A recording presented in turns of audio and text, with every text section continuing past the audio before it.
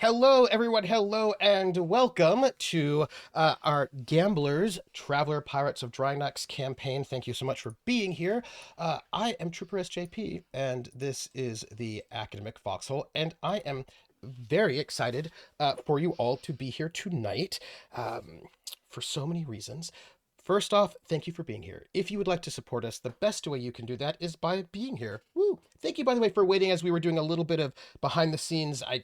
Behind the scenes chatting about some things that might be important. Also, we chatted about some things we didn't chat about, some things that might be important because I didn't tell them yet. Because I wanted you all to hear it at the same time. So that said, how can you support us? Yeah, just be here and chat with us. If you're watching us on YouTube, like, subscribe, leave a comment.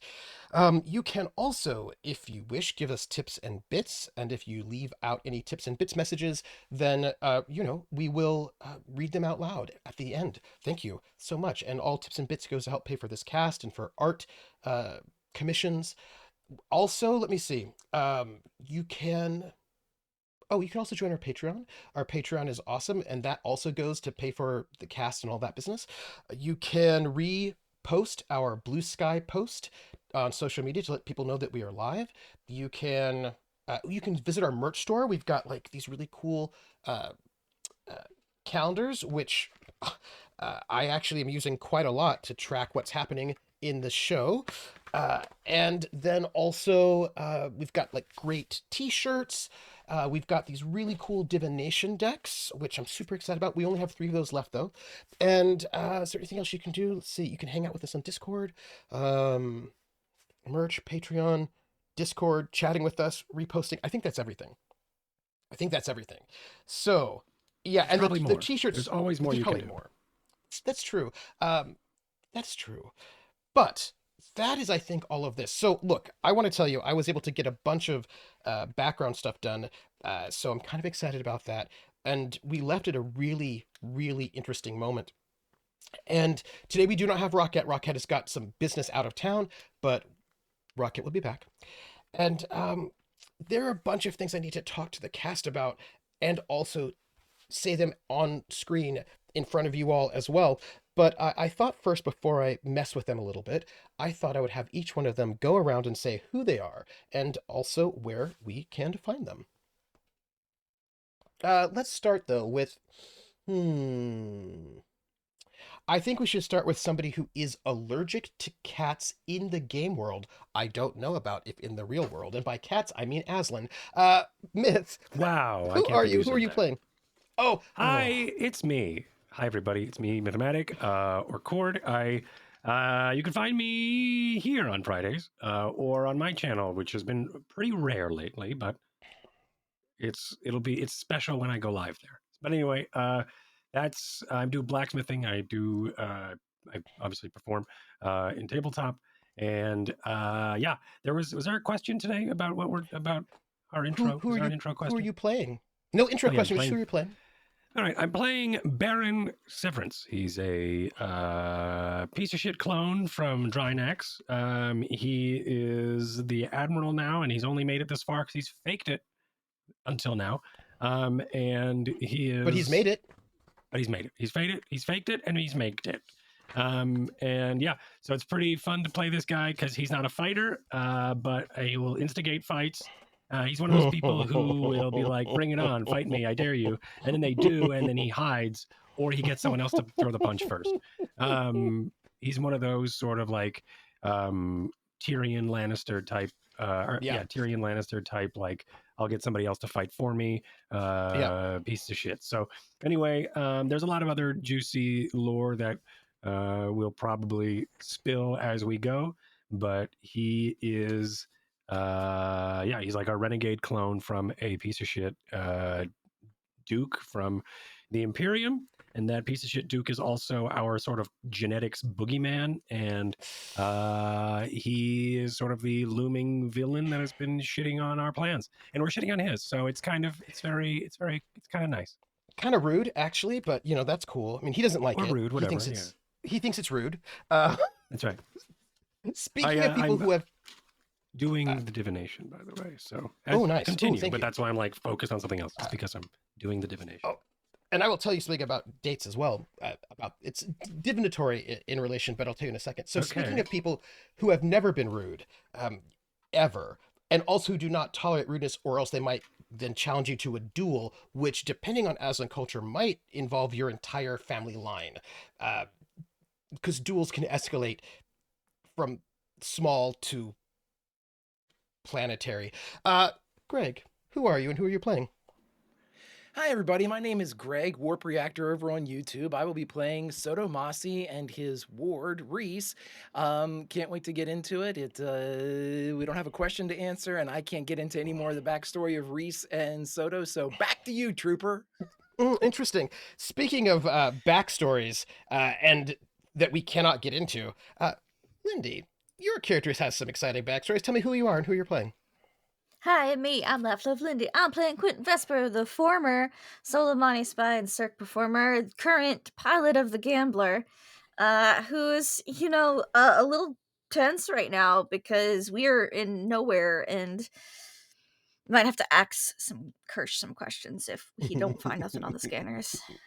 Mm. Uh, Thanks. And I'm Trooper SJP. I'll be your GM. And my eyes are all a little bit red and scratchy. I think it's just allergies. So let's talk. When last we Sorry. left It's off, the Aslan. it's the Aslan. You know what I mean? It's what it is. When last we left off, we were in a pretty tense space. Um, there had been some people poking on with Rease to see like what's going on. Rease seems to be kind of a bit of an anomaly psionically. What's going on here? And that poking led to finding out things. Not enough, but some things. Things like Rease had been psionically entombed in some kind of ritual sarcophagus to keep her contained psionically, and they broke through that. And she may or may not be some kind of prophesied conqueror. We don't know. Really, also, I have to say, she can't be a prophesied conqueror because in Aslan society currently, women cannot be warriors in that kind of a way. So that would be very heretical anyway if that were to come. You know what? I wouldn't worry about it. It would be fine. I just, you know what I mean? Like, yeah, it's fine. But she sort of passed out in the hold of the ship where a lot of the crew is, including Wesley, and they're all a little bit freaked out. But it might be okay. We don't know. It kind of looked real bad. But at the same time, they emerge out of jump space. They have picked up Krrsh, a Vargur pirate captain, who was like underneath this larger pirate captain, Ferric Redthane. So we are in our crew is in the midst of at least 4 or 5 different missions at this moment, which is fine. That's how that works. And one of the missions they are currently on is that there is like they've got like quite a few millions credits of reward waiting on them if they can catch the guy who raided Torpal and Clark. And they know who it is now. It is Krrsh's boss, Ferric Redthane, who, as the story went, he had been a member of Admiral Draconim's crew, and Darrokin, pardon me, he had been a member of Admiral Darrokin's pirate crew.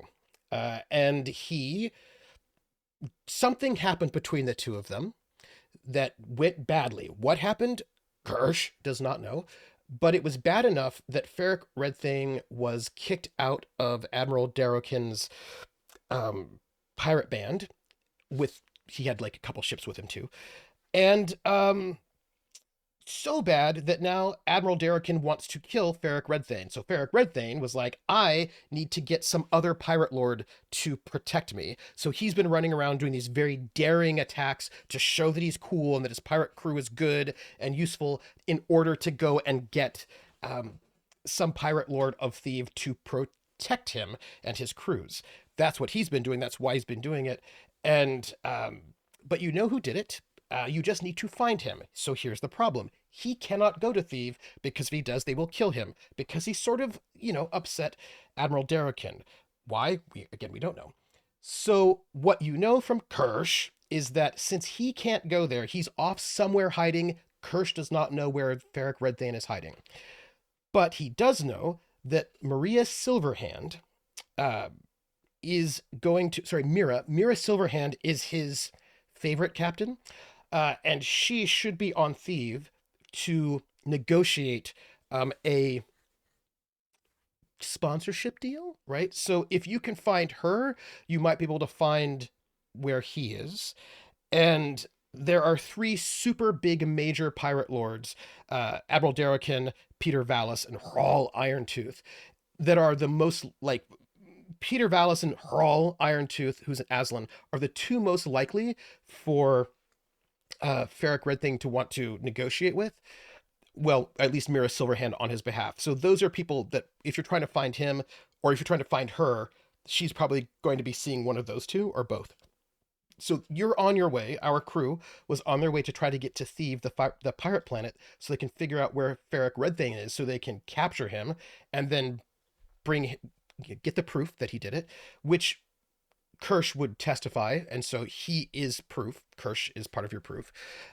And if you do that, you can bring him back to Torpal and Clark and get a lot of money, millions of credits in bounty, but also doing so would make both of those planets who had been formerly part of the Kingdom of Drinax more positively disposed towards you. So if you're wanting to rebuild the Kingdom of Drinax, this is going to be very helpful. So this helps you on your politics, it helps you with money, and it helps you all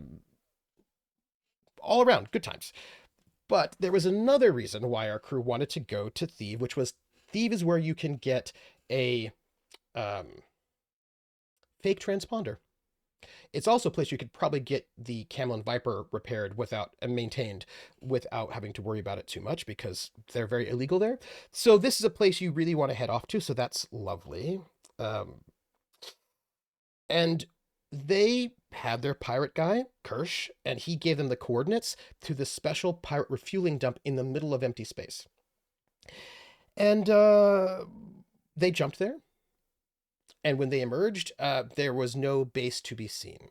So they're in the middle of an empty parsec with distant stars, no gas giants anywhere near them, bunches of like rocks, and it's just very empty. And they don't yet know if you're in the right place or if this was a trap or whether or not Krrsh was like mess with you or what's going on. Krrsh theoretically has the secret codes to get you onto Theev without being shot out of the sky, and also knows what are the traps in this special fuel base. But again, we don't know if that's where y'all are. That's a bit of a question. But that is where our players sort of end up. That said, I do need to talk about some timey-wimey things. Just some heads up.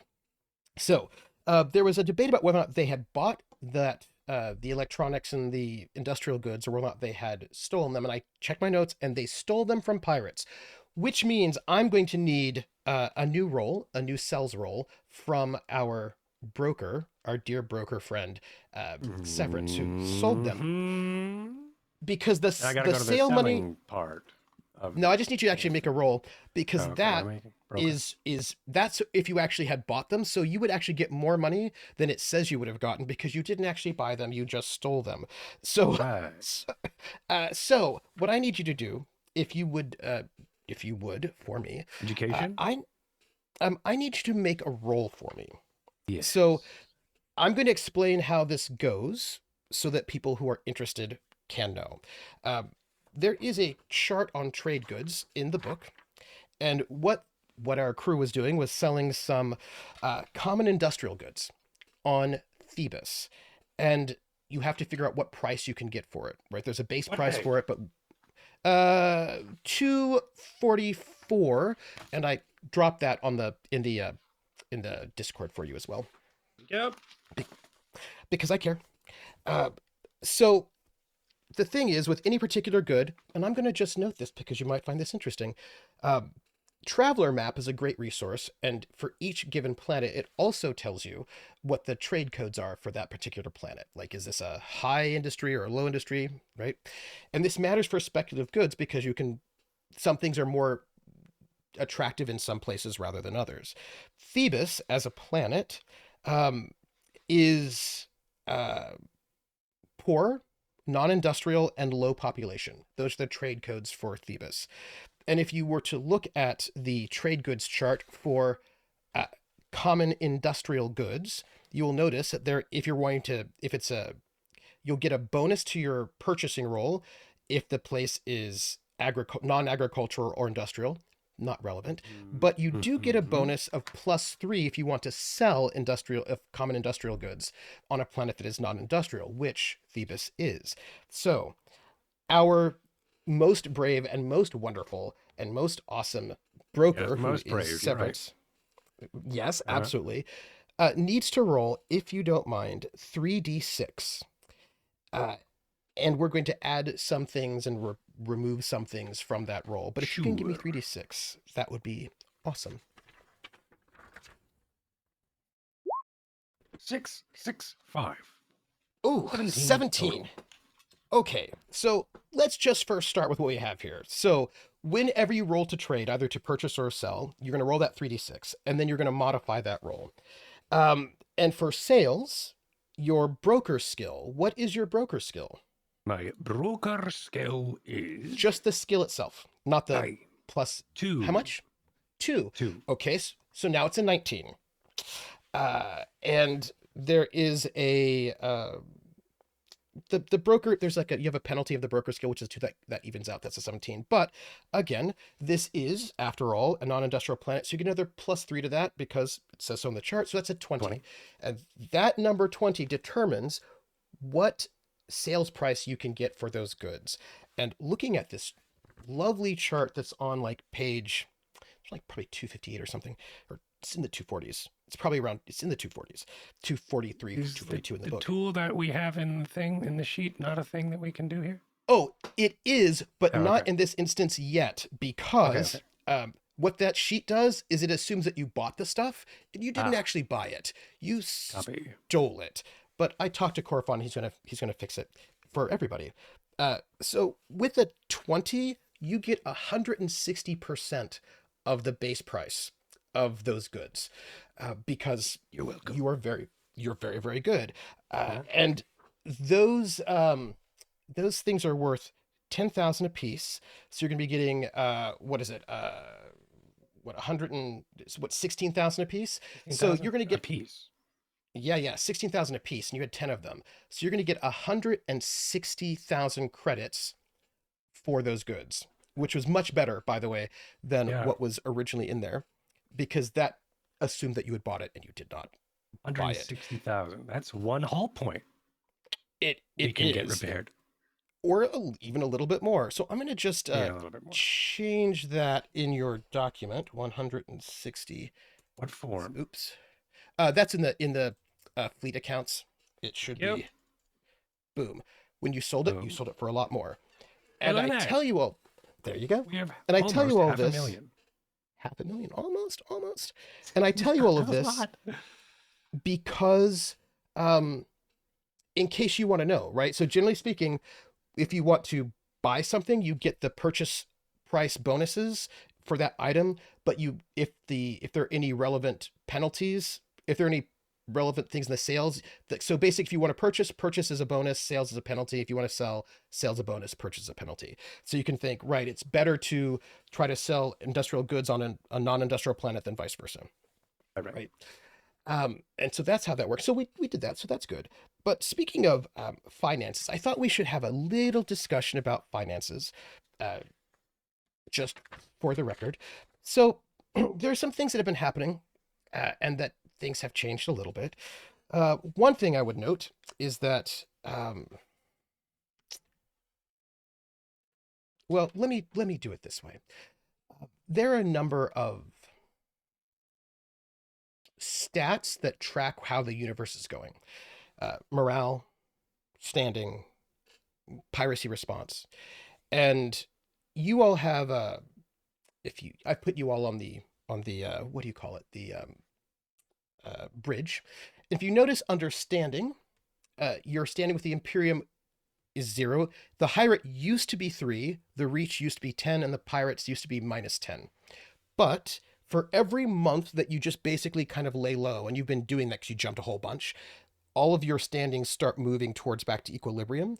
So the Hyrate goes back goes down to 2, the reach goes down to 9, and the Trojan pirates go up to -9. So for every month that you lay low, your standing starts moving back towards 0, or for the pirate, -5, because they don't like people. So we just took care of that. Your response indicators have not changed yet, but you do have morale. It says 6. It used to be 7. But we have a conversation we have to have, all of us as a crew. And that is, your morale drops by 1 for every month that you do not distribute booty. And I'm counting that from the time that we started this season. And there is 1 month that has passed wherein you could have distributed booty in the form of, you just sold all of those common industrial goods for 160,000. So you can not distribute that to the crew as booty, or you could. If you don't, your morale is going to drop by 1, and then another 1 for keeping the booty. Or if you do distribute it, then you don't have that for buying things later. Do you know what I'm saying? Right. So I need you to decide whether or not you're going to do your job. By the way, because that is booty, 10% of that off the top has to go to the King of Drinax. So which is fine. Yeah, the king should be getting 16,000 of that. Just I will off the top. Keep this very simple. And also in the fact that we should learn booty distribution. I will be passing it for distribution, but also because earlier today I didn't know we had this extra 160,000. So it's probably better that we use it anyway. And like so we can keep our morale going, but I think we will distribute it. Yeah. So your morale goes back to 7. Now let me ask you a question. I mean, we're going to run out of money anyway, and we're going to have to keep do some stuff, but yeah, I want to talk about that with you as well, just to be provocative, because I like doing that.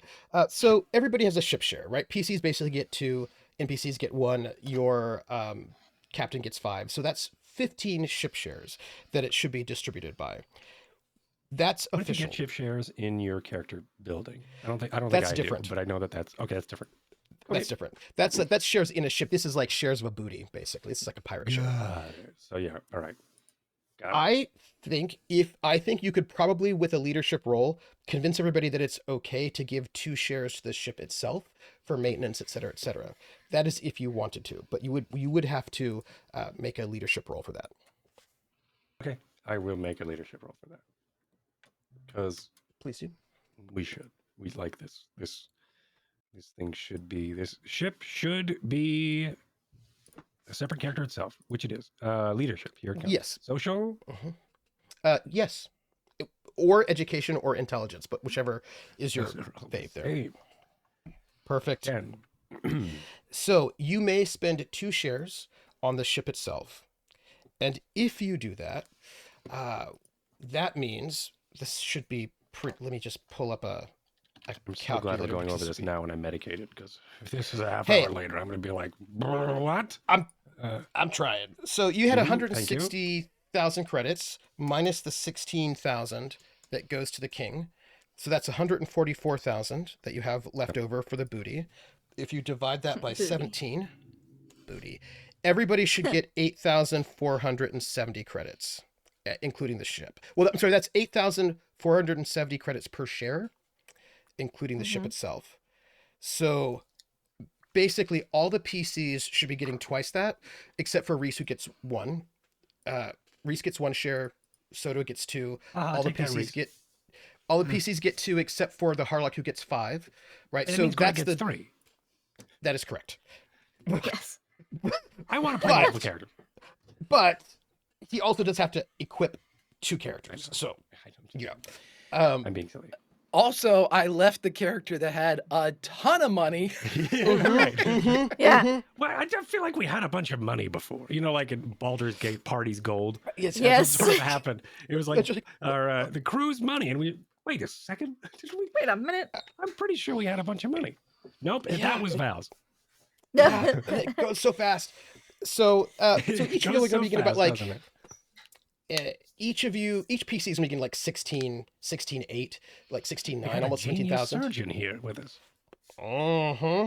Now, I bring this up because now you should all add that to your personal, it'll be added. How much is it per share? 80, I missed 80, the exact numbers. 88 something? 8,470 per share. And we each got share. 2. And we have 2-ish. So that's 16,940. Thank you. Yep. And also the shipped has 6940, and the NPCs get 8470. So the Harlock gets more. But the thing is, I bring this up because we're going to talk about character advancement. We're going to talk about character advancement. Hey! 7 seasons in, we get to advance our characters? Hey, that's all on y'all. Like, I'm just reminding you. I didn't even realize that we could do that. Yeah. Hell so I want to yeah. talk about All advancement, and I You've want to been talk about it now. enjoying this story the whole time. Level I up, want to talk baby! about before you get to wherever you're going right now, before we unpause, just in case. So there are basically 2 main ways to advance. Well, I suppose 3. One is you buy was that number stuff. 16 what? 16 something 40? Put it in our roll 20. I'm 16,940. sorry. Thank you. Yeah, 6940. I figured that would be helpful. Yes, and 1 share. Let me see. 1 share is Lindy, if you put in our chat, 1 share is 8470. So there. Okay, how to advance in, because Traveler does not have experience points, right? So how do you advance in this game? 1, you buy things, right? You buy better armor, you buy better guns, you buy better computer software, you buy buy better drugs, right? There are all sorts of things you can buy that will make you better. That's one way to advance. The other way is through study. For every 8 weeks in study is a study session, and you can use that to increase your skills. You can train in that way. So I think the question becomes, I've been noting how many study sessions you've had, and some of you have not done your roles for your study session. So I thought right now, before we unpause the game at whatever's going to happen, wherever you're at, for no particular reason, I thought we could maybe do that right now and talk about study, because maybe that'll become important. Let's start with Severence. Dearest Severence, what have you been studying for the last half year or so? The last half year. I've been studying, so I already made the rolls because I thought that that's fine. But I love it. I studied because there was a lot of that time I spent during what season was it? 5, 6, when we were in Drinax. I think that was last season. Yes. And in that time, waiting for the gambler to catch up, there was a lot of downtime, but there was a lot of still weeks for research or skill grabbing. So I did diplomacy because that would make sense to in that area to practice and scrub up on my diplomacy and diplomat skills. I did make the roll already, and I rolled an 8 for that. Perfect.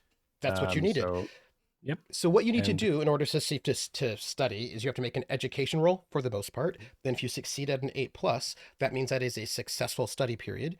And you need 1 successful study period to gain a skill at either 0, or if you don't have it, or 1 if you do have it. And then whatever, like if you want skill level 2, you need 2 study periods. If you want skill level 3, 3 study levels, 3 periods. And you did not have diplomacy at all, is that correct?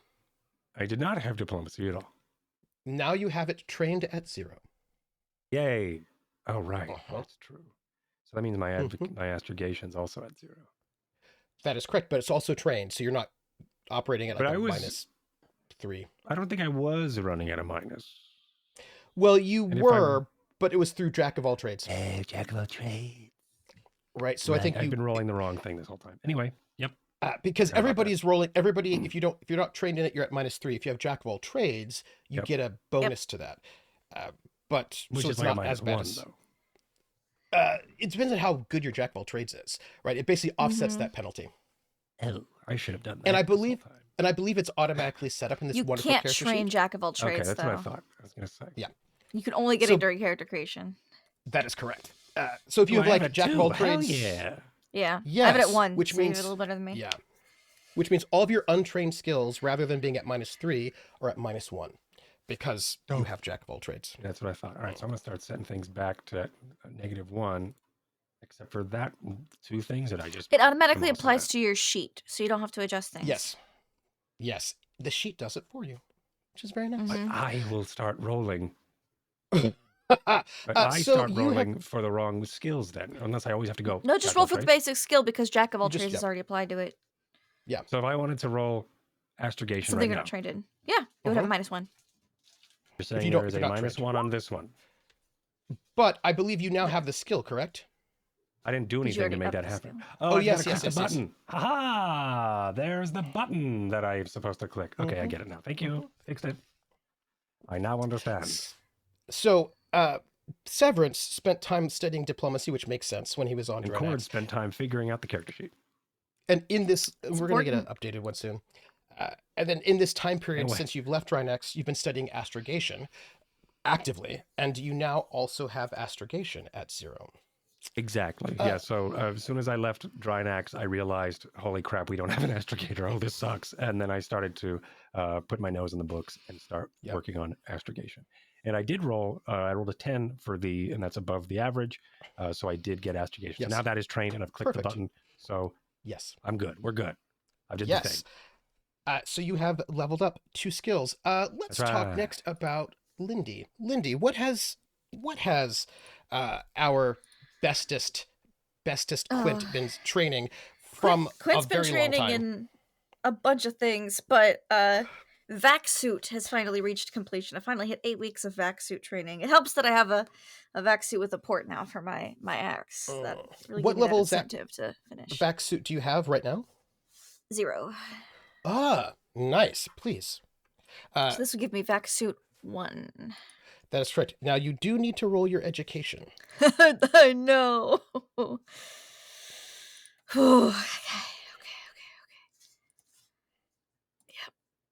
Yep.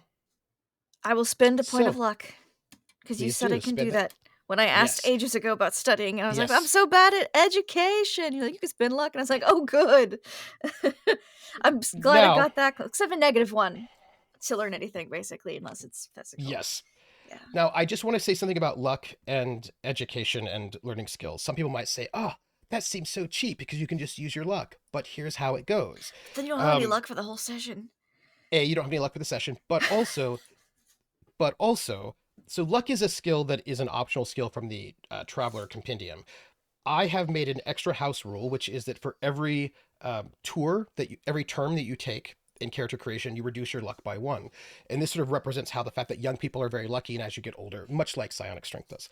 And this also makes sense to me because somebody like Rease, who is very young, has like super young, right? But high luck. When you're young and you don't have a lot of education yet, you often will use your luck to be able to get that learning through, right? But then as you get older, you just become less, your luck runs out.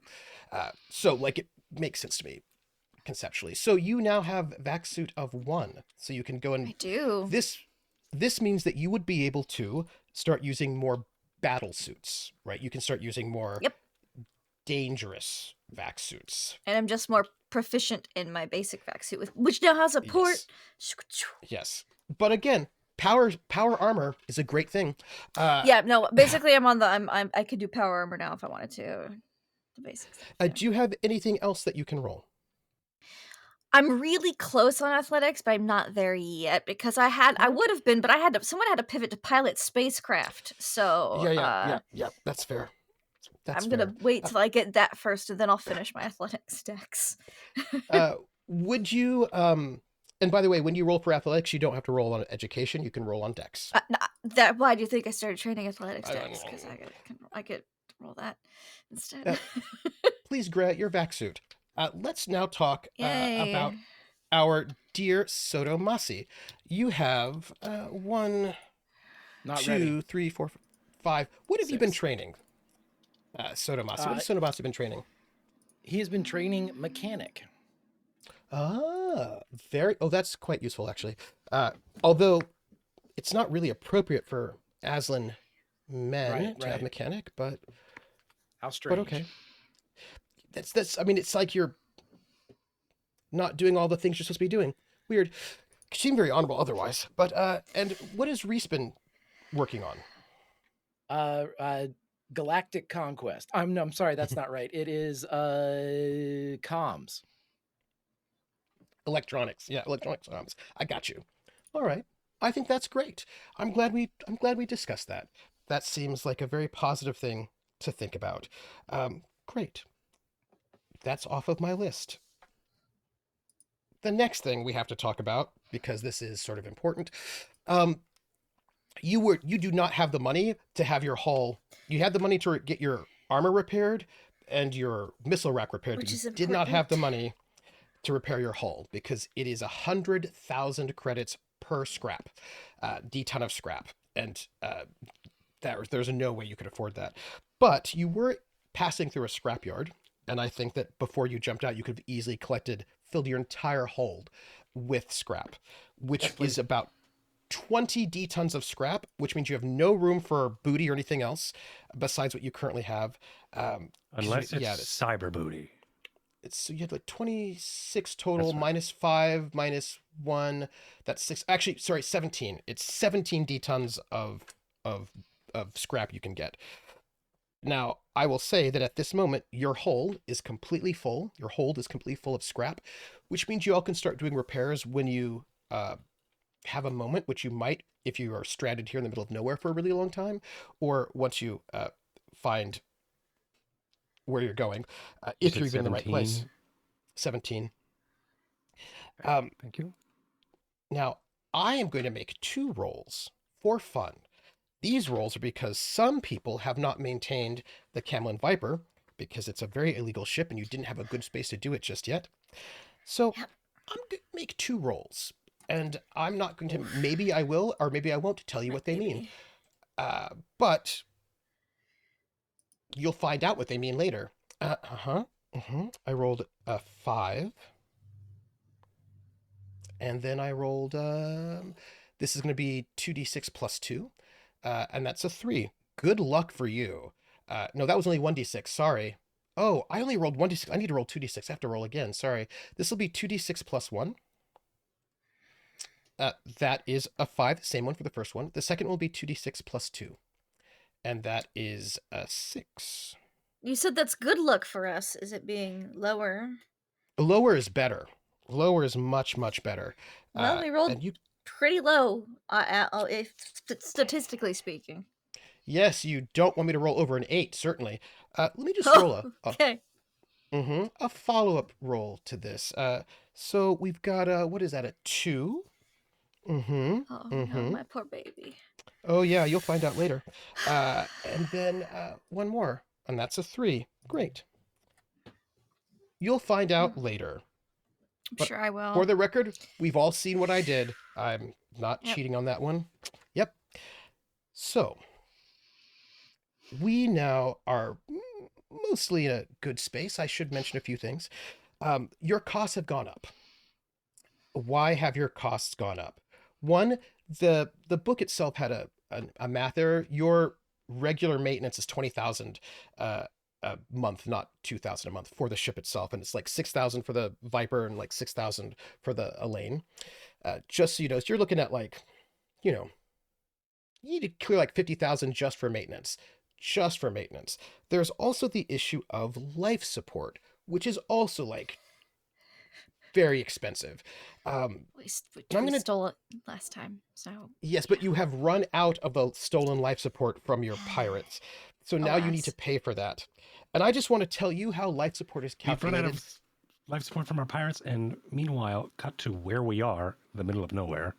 And you remind us that we don't like. No, we bought more at last port at Theev.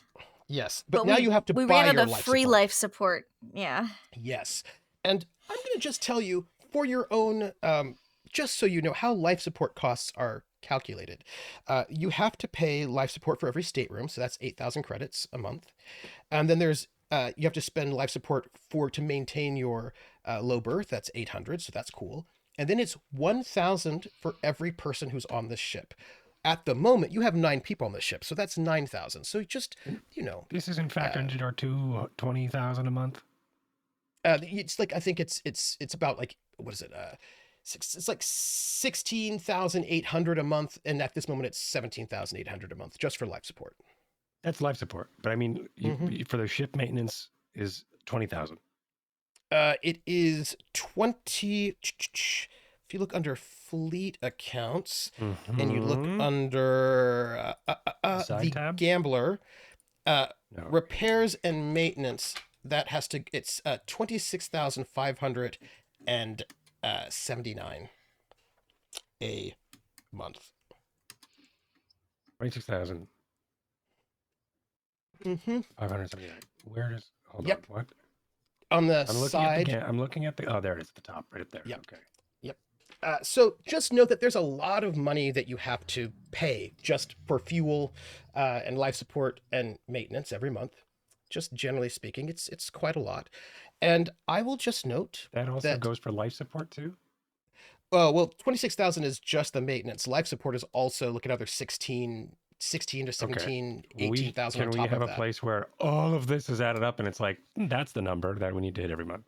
Because otherwise I'm Well, gonna forget. it's tricky. The 26 is always there. The life support will depend on how many Right. people you have on the Right, ship. right.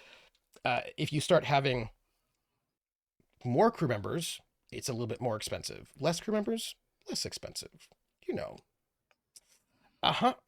Yeah. I must automate all these things. Okay. Krrsh is taking up money, but so that said, Yeah, but we also haven't paid him yet, so you haven't paid him yet. He is everybody's think it everything's evens taking out. up money. yes, Yeah. and I'm just going to note two things. One, Evan was taking care of your life support. He's no longer here. And then two, you have not done trade recently, mostly because you have been jumping from crappy places like Noricum. So you've spent like a month or two not really getting like freight or low berth or anything like that. Low berth passengers, you don't have a doctor, may not be the best, but you know, that kind of stuff you haven't been doing. So you went from having almost 1 million credits, actually having over 1 million credits, to having about 450,000 credits. Just so you know, your money has dipped quite a bit. You do not have enough money to buy that fake transponder when you get to the pirate planet. Yet. Yet. I'm now, gonna be doing. I plan on doing some unorthodox things for us to get some money. Now, I You would could always just go like to gambling too. I'm sure there's throw out gambling some on the stuff. pirate place. Oh yeah. I would just like to throw out some possibilities for you. Just you know. Oh yeah. So you can think about it. You do still have those advanced electronics that you can sell. That'll be, you know, you might not get the best price on Theev, but it might be fine. You could get something out of there. You might get like 3D tons. If you're lucky, you get over like 300,000 credits for that. That'd be pretty good. That would be pretty good. Yeah, but you do have some other assets you could sell.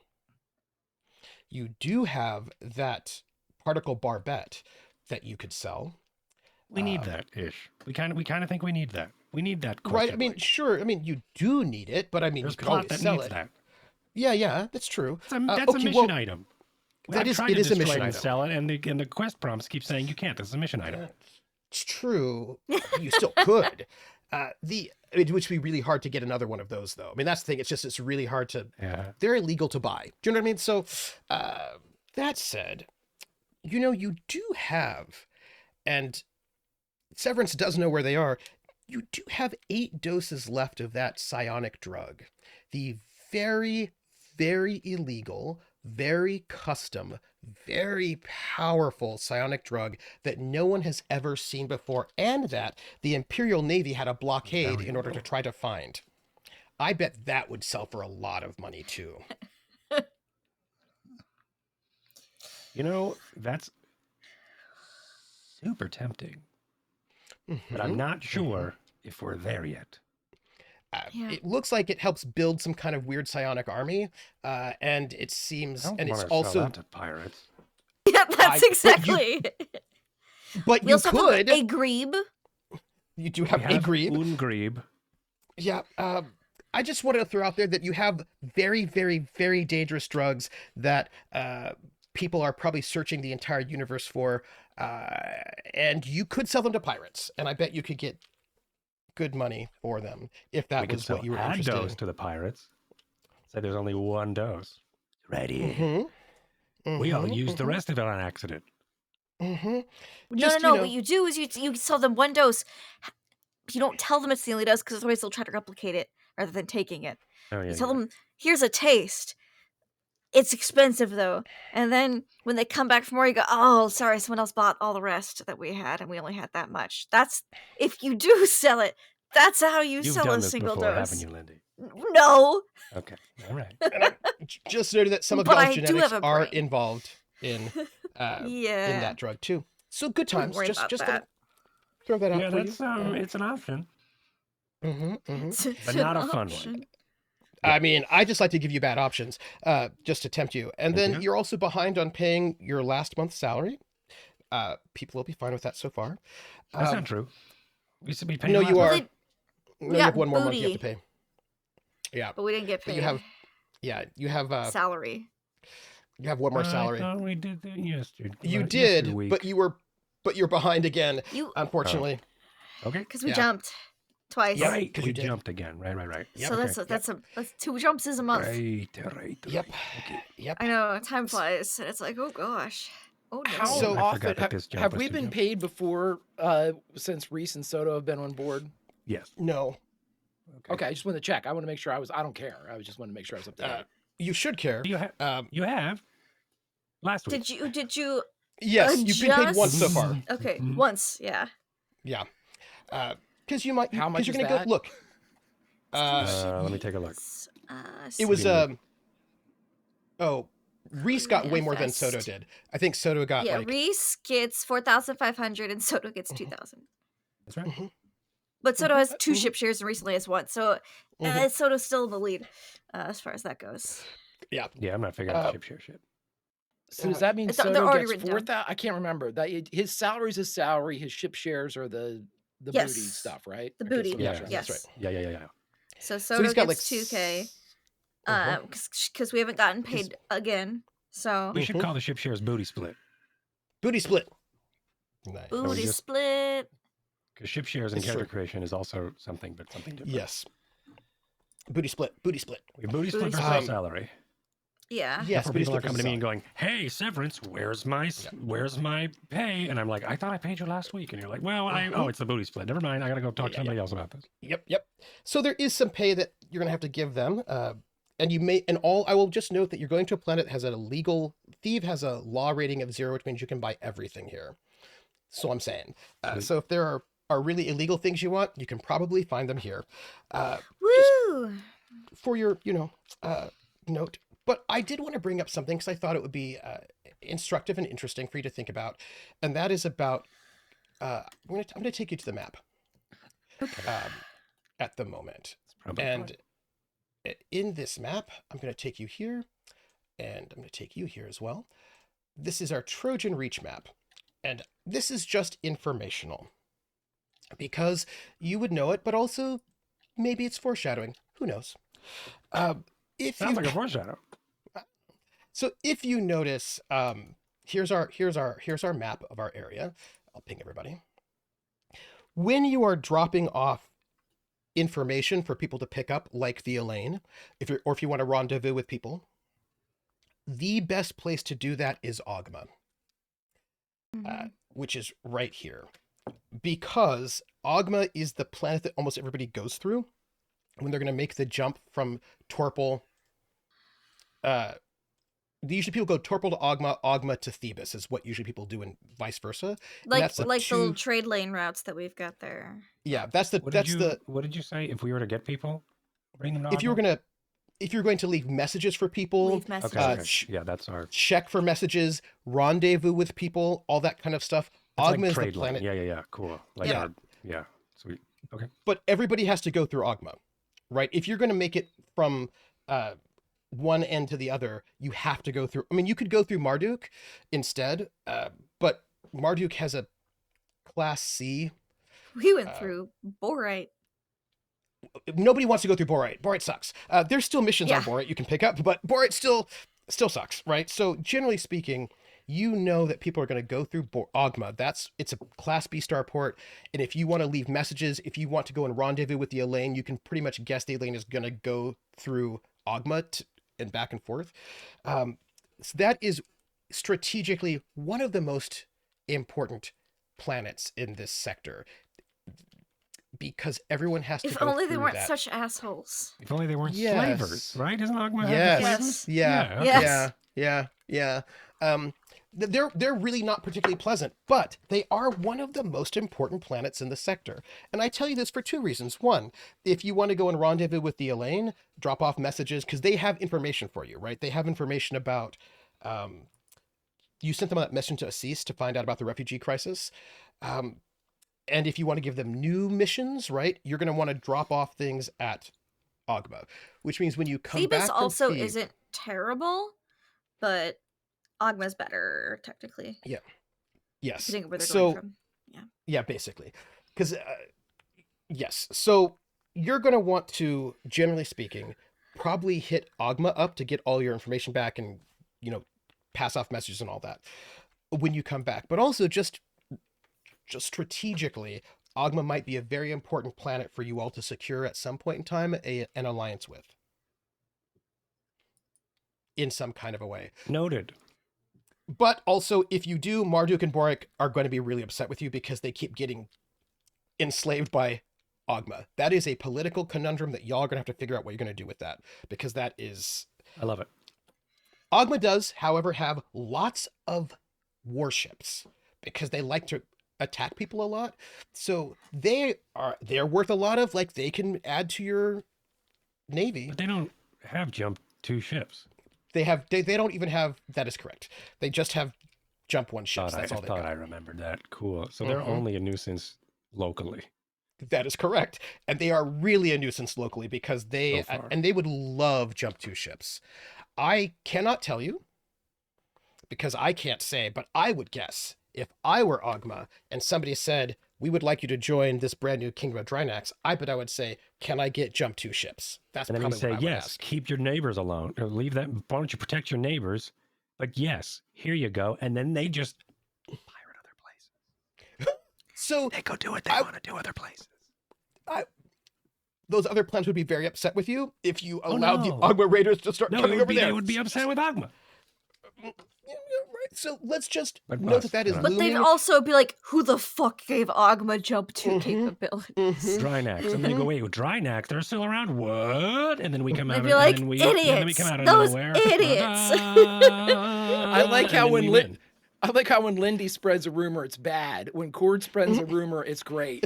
Well, it could be a good rumor if we didn't give Ogma jump 2 capabilities, because everyone would blame the person who gave them that because it's intentionally been withheld. Is this called the Heroes of Drinax? No. It's the Pirates of Drinax. Yeah, that's right. But it's also not like the assholes of Drinax. You know what I'm saying? Like, I don't know. It could be if we play our cards right. It could be. Have you seen my character? All I'm going to say is that is a problem that you're going to have to deal with. And I don't know how you're going to deal with it, but it is something for you to deal with. I will also note that Severence has cultivated a contact on Ogma, on the High Port, that is actually an Ogman Raider. So you have a contact with the Ogma Raiders. Do I have a name? And I believe so. Just going to write this shit down because I really got to get better at taking notes. It's in your asset network. And it is Doxel Rubicine. Oh, that's going on my character sheet. So just noting it. So you'll probably want to, I'll just note, you probably want to go back to Ogma at some point when you can. And you're going to have to deal with that problem at some point. So I believe there is only one other thing to talk about before we come back. And that is this. Over the week that it took you to get from Noricum to what you hope is where this pirate base is, if you look at our lovely travel planner, you can see many things, including that you have passed by the beginning of the Drinaxian New Year. That is correct. The Drinaxian New Year happens while you are in jump space, which of course begins with the month of Viridian, and each of the Drinaxian months are 4 days long.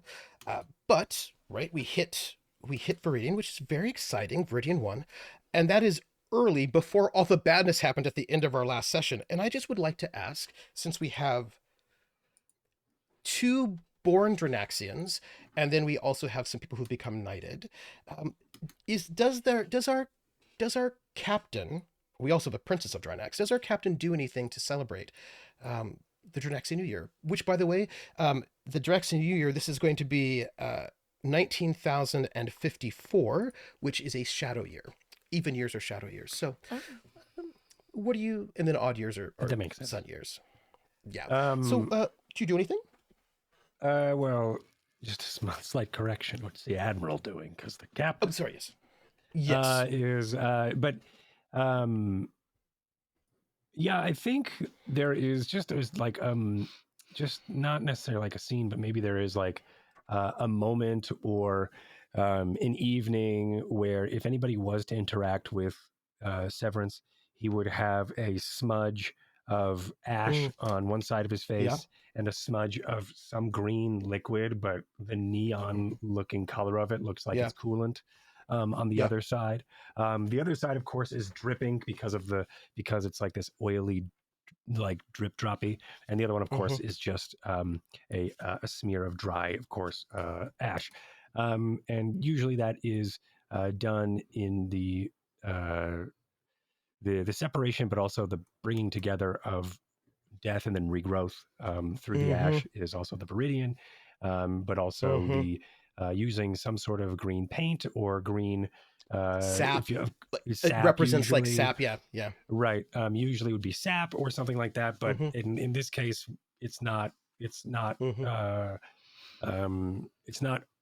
entirely like it's not uncommon to see spacers using coolant as the paint. Saniper sap. Yeah. Which also makes sense because in some ways coolant is like the sap of a ship, right? You can sort of think about it that way as well. Yeah, and there is that weird like like sometimes there's like motor oil has like that weird neon green. Yeah, that's sort of the same thing here. But yeah, if anybody was to interact with him, that's what he would look like that day. Or that day. But like behind closed doors, I think maybe with, it's hilarious that I don't remember his name, but and I will write Malcolm. Malcolm Brace. Malcolm Brace was it?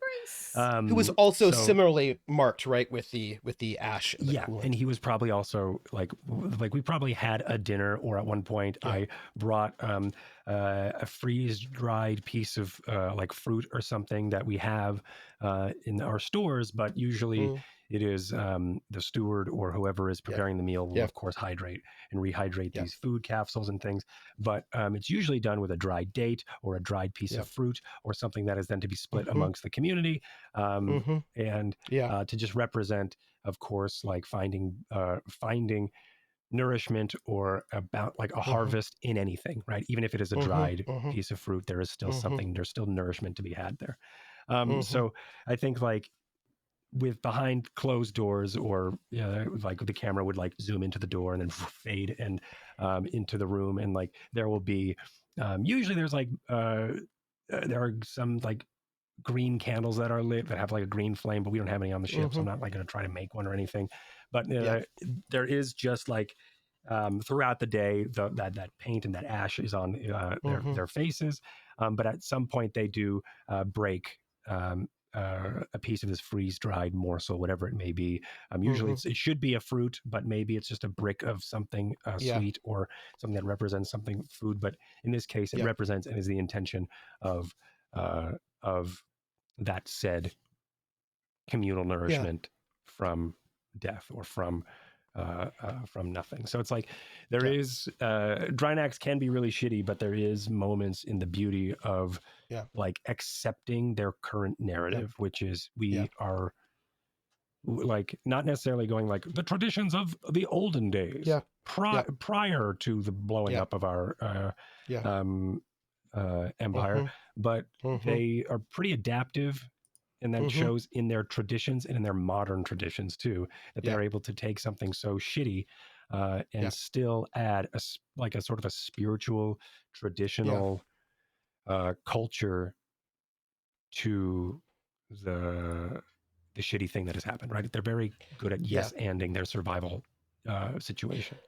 Could I ask a question? Yes, of course. So this particular festival, this sort of sharing, this breaking of bread, this sharing of the morsel, is this a festival that existed? Is this a New Year's festival that existed before the destruction of Drinax that then takes on a whole new meaning now that they have no food for the most part? Or was it something that adapted after the destruction of Drinax? I think the destruction of Drinax brought, I think it used to be probably just like the two markings on their face used to be the sap. And then that's probably been adjusted since to have one side. And it's very light and dark. It's very like there's a lot of that motif that is happening. There's also a lot of color motif that the Drinaxians have sort of been romanticizing. And so with it was probably always about like the planet Drinax and like Wookiee Life Day, right? It's like it's that it's about about life, it's about the planet, it's like Earth Day but for Drinax. But since the blowing up of Drinax and the and those like atrocities, it's now turned into the culture, and it's about like Drinaxian Life Day. It's a new year, which is hilarious because it's 4 months, 48 days. What's a year? Yeah, it is. So it's relatively all the time, which is great because it does bring the community together, and it is a much more of a reminder. So I got every 48 days or something, you will probably see Severence with a smudge on one, like two smudges on his face. Not necessarily always the same pattern, but it's something. And then there is a passing at some point of either if Severance is super busy doing paperwork, one of these 48 like whatever times that this continues, and like Severance is super busy in something, like maybe Malcolm Brace would show up with whatever that freeze-dried piece of food was. And I think over time there is it's not like, I think everybody on the ship sort of knows that by now, because it happens frequently. And it's because their years are very short. Didn't you just do that? Yeah, it's not a year. It's a brand new year, right? This would be the first brand new year that Quint has been a Knight of Drinax, though. So Quint would participate this year. Cool. So and I think that is something that I don't know if Severance would have clocked, but then if Quint approached Severance like, oh, could I get in on that? And I'd be like, well, and then he'd be like, well, I'm a Knight of Drinax. Oh, right. And then like, I think that would be, of course. And then he would go over all of it with you and tell you. And Wesley would ask as well, since he's now a ward, right? So he would also ask if he could. And of course, if anybody would like to be a part of it, they can. I'm not like pressuring, you're a knight now, haha. It's if you are identifying with and like a part of the, so, and that's what happens. I mean, like there's a grease streak across his face. It's dripping into maybe some of like the handlebar of his mustache, and the other one is just a streak of ash that can be picked up usually anywhere. I mean, like there's enough like lighters or fire blow torches he can make soot from. But that's sort of what that looks like, and it is a nice reminder every 48 days that there is like it's a good reminder that's like Wookiee Life Day, or Drinaxian Life Day, where you have this this like very humble tradition that happens. As much as like Darren could be a shitbag, there is like, oh, he does come from a very cool culture. I do have a question. I did not have a question to start this stream, but I do now. And it's a two-part question. The first part is, who participates in the Drinaxian New Year's ceremony? Which now means Soto and Rease Kareen does not, by the way. Also, that surprises no one. No one. Krrsh, she'd be like, fuck that. Also does not. Yeah, that's fine. She's a proud Magikian. You got some shit on your face. Thanks, Krrsh. I know. It's like, should I lick it? No. Stop licking my face. Do Soto and do Rease participate in the Drinaxian Life, the New Year celebration? I would say no. Just asking. So now here's my other follow-up. How dare you, piece of shit. I'm judging you. The follow-up is, I'm going to yes and what you've given me about this ceremony and add one thing about it. All right. Since they alternate between a sun year and a shadow year, odd and even, every 48 days, and the sun is about the self get human and days. the Yeah. 48 human days. The sun is the self, and the shadow is the other. Yeah. Inside, outside, right? So the question becomes, I think that in this ceremony, there's always like a bit of a reflection. The idea that for this year, you should be thinking about either improving yourself, right? Your relations to the self, or improving your relations to others, right? Would be depending on what the year is. Cool. And so I would say that as we come into this shadow you plan year, on looking forward to in someone else for shadow? Yeah, so like, how do you improve your relations with others, or how are you going to improve the life without versus how do you improve the life within? Right? Yeah, It's so like instead of self-improvement. having prayers or whatever, you're having more of like a promise for the next 48 days. Yeah, that I'm going to do some inward thinking about X, or I'm going to do like some outward thinking towards how I treat X. Cool, love that. Yeah, like how will I improve myself? How will I improve my community? Is like basically the thing. So I think the question would be, how will those of you who are participating in this moment of reflection, right? Because I think it's, especially in these comments, especially because you're getting a lot of this from Severence, who lived on the planet's surface, right? So you don't have like huge, massive ceremonies. It's very personal. Right. How are you all planning? And this can be an inside voice or an outside voice thing. How are you planning to help improve the community, the outside, for this coming year? And I'm going to end with Severence, but I will start with Wesley, an NPC, who is going to think. By the way, for dramatic irony, all of these things are being said before the dramatic explosions that happen in like 2 days later. Just because I want everybody to know it, right? Right. Thank you. Wesley would think, well, I guess am I going to prove outside? Well, I guess I'll try to make the ship as best I can, help clean up the ship better and help repair it better. And I'm going to try to make our guests, Soto and Rease, feel more at home, more integrated into the crew. That's what I'm going to do. That's good. You started with one that was a bit questionable. Because you cleaning the ship is more of a thing for you. It's a job that you should be doing anyway. But trying and going above and helping others that are around you is more of what shadow is. So yes, good. Oh, thanks. Of course. Yes, okay. Right. You're learning well. And Malcolm would say, well, let me think. This coming year of shadow, I think I want to represent the Vespexers as best I can on this. As best you can. Come on, that was right there for you. You're right, sir. I want to make sure that when people think about Drinax, they think about the surface as well, and everybody we've left at home. So I want to better represent my community on this journey to the people we meet, so they don't just think about the floating palace, they think about those people on the surface too.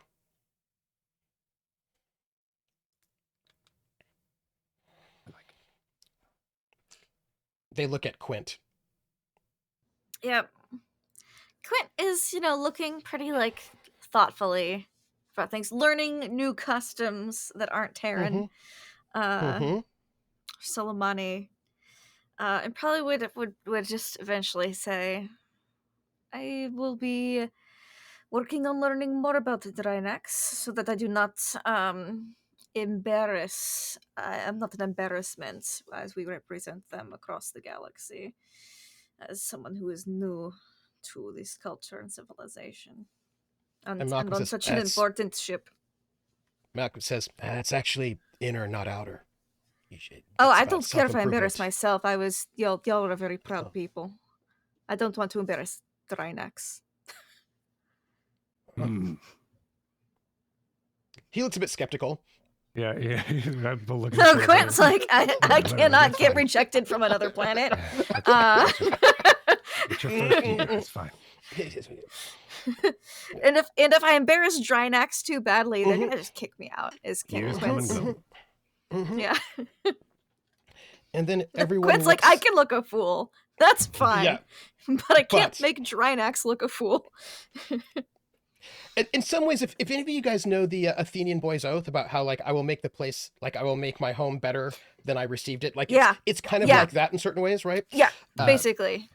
You're right. It's like, I will make the place I'm from better. This is my new culture, and I'm going to help them and not embarrass them or get them thrown under the bus or, give jump to technology to Agma. Yes. Yeah.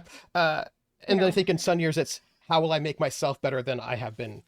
It came into this year. Yeah. Quint's not thinking about. Quint's really glad it's not a self here because there's a lot of self things Quint does not want that you're avoiding. Oh, don't worry, it'll happen. Time flies. Look, I have 48 days to process that, and that's helpful. And we're gonna be flying for 30 of them. So yeah, basically. And everyone looks at the Admiral to see what your commitment to the community will be. I've been thinking it's quite ironic that we're on the it's just these years just keep flying by. They keep coming, they keep going, and I've been thinking about this one for a while, and I think what I promise to all of you and to myself and for from this next shadow year is in this shadow I will learn.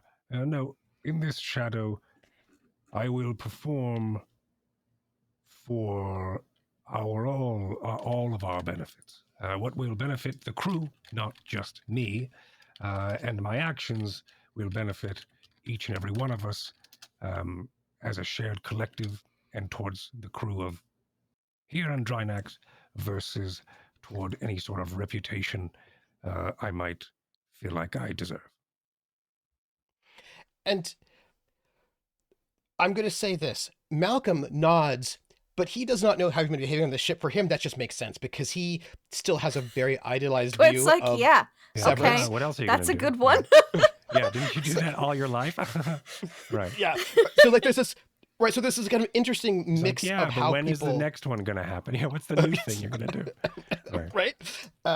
And Wesley has not been aware of a lot of the selfishness, so he thinks Malcolm is like, I redid the paperwork. Quint, you should be getting a big hefty pay bump now. Oh, good. Yeah. Quint saw all the admin paperwork while Severence was gone. It's like, oh, I see what Severence has been. So there's more. It's not just me fixing the papers. There'll be more. And how there's a second when he's like, I've adjusted the papers, and Quint's like, oh no, not again. Oh, no. People ain't getting paid. And then sees it, it's like, oh, okay. How do Rease and Soto respond to this dedication from the Admiral? Would they be present for it? I would assuming that they wouldn't be present for it. That is up to you. It would probably, if there was more than just me and Malcolm, I would probably ask to meet in front of the crystal. The hold. In the hold, yeah. Mm-hmm. Where some shit's gonna go down with in a couple Drinaxes, days. so we can include the Drinax, the planet, in the New Year's celebration. Exactly. I'm sorry. Hold on. Excuse me. You just said you did that in the hold. I need to make a note of this. This is now important because now you did it in front of the hold. Hold on. Yeah. I have changed Mine also the includes if I do anything super sketchy, I'm not throwing Drinax in. Triggered the episode.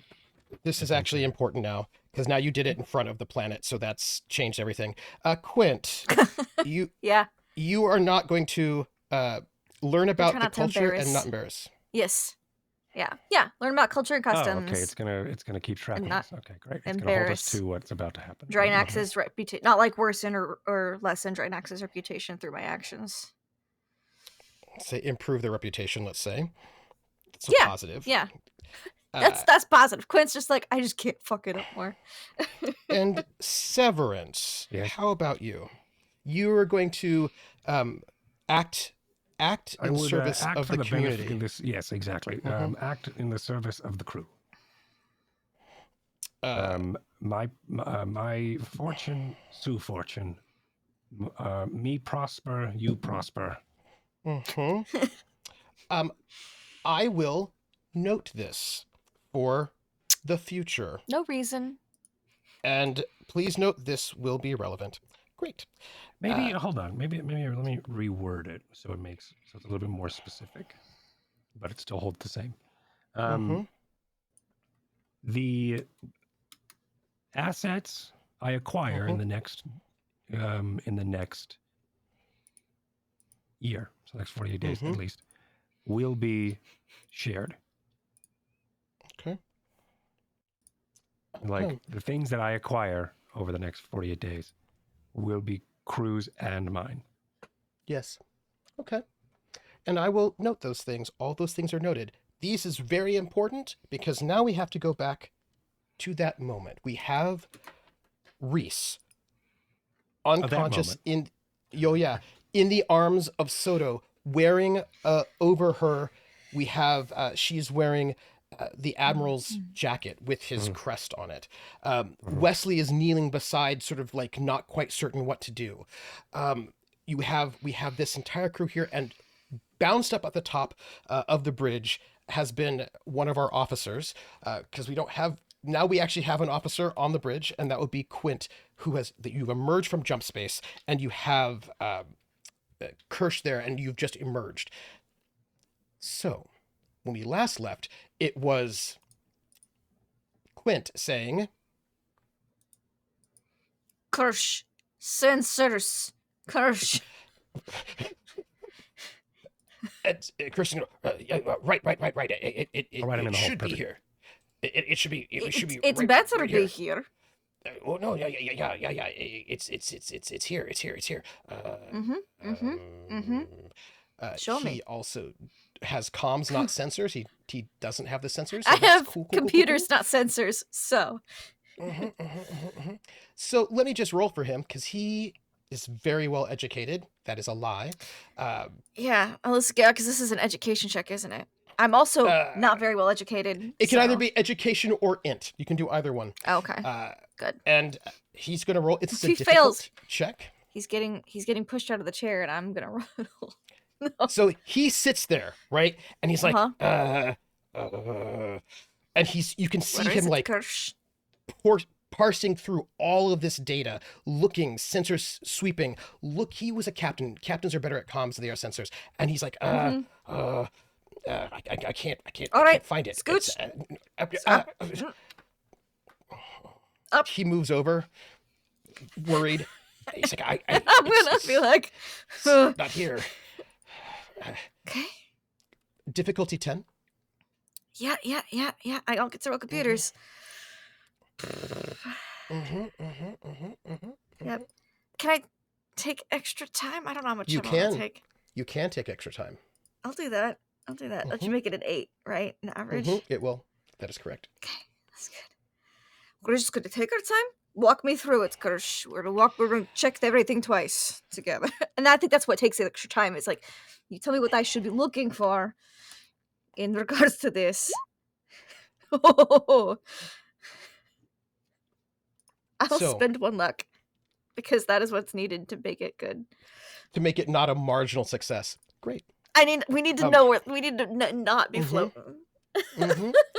So you take time. He walks you everything, what you should be looking for. Okay. And yes, as he does this, you start looking through, and of course the initial scans are nothing. Right? He takes you through everything he did. Okay. Nothing. Yes, and then you did this. Yeah. Then you did this step. Right, yeah. And then you want to sort of rule out these frequency bands.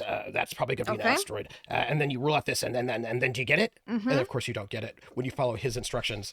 And I look at him like, do you think I got it? I don't say anything. No. And you realize that his calculations of things to rule out, they were the tolerance was too wide. Just a little too broad. Yeah. A little bit too broad. Let's just increase, you know what? I would be happy to see an asteroid at this point. Because right now I see nothing. And I like narrow the frequency. Or widen, I guess, technically. And as you do, you go back through again. Right? And you have to go through every single, like, piece of trash, an asteroid, everything to see if you can, like, find it. And you're looking through all of your sensors, heat signatures, everything. And you made it just... The minute you sort of, like, broaden it, the data you get is like 10 times more, which means you have to spend way more time doing this than you would have otherwise, right? Yep, but asteroids are better than nothing. And then you see something in the distance. Maybe, for you, maybe 10 to 12 hours away. You see something. And at first you didn't think you saw it. And you're not quite certain what it is, but you know it has to be it, because there is something out there that is the same temperature as space, so you can't find it through heat. Yeah. And cool. it has no power signal, so you couldn't find it that way. It is not massively huge, so it's not like there's this big thing you can see. Visually, it's painted black, so you can't see it visually, right? It is Clever. like it was just a moment where you were kind of like bouncing light and you saw a bit of an absence, and you're like, that is blocking out a star that I swore was there 2 minutes ago. That is correct. And so you see something, a structure of some sort. You can't get visuals on it, but you know it from its absence, and you know where it is, and you know which way to fly to get there. And I would believe that we would have talked about how we come out of jump space at the pirate thing, and that Severence would want us to be as the stone jackal. So I'm gonna make sure that all that was turned on before I did sensors. Your transponder off or on? If you want to be the stone jackal, you need to turn off your transponder. It has to be off. It's off. It's off. It's off. Okay. Until you can get a fake. What the hell's happening? Why aren't we there yet? Let's just say that the gambler might not have the bestest reputation amongst pirates. It might not. But the stone jackal might be okay. Yeah, absolutely not. That is correct. And so, what do you do? So yes, I will start heading that direction, but not at full speed. I will mosey. I feel like that's less threatening for if they sing who's the stone jackal coming by.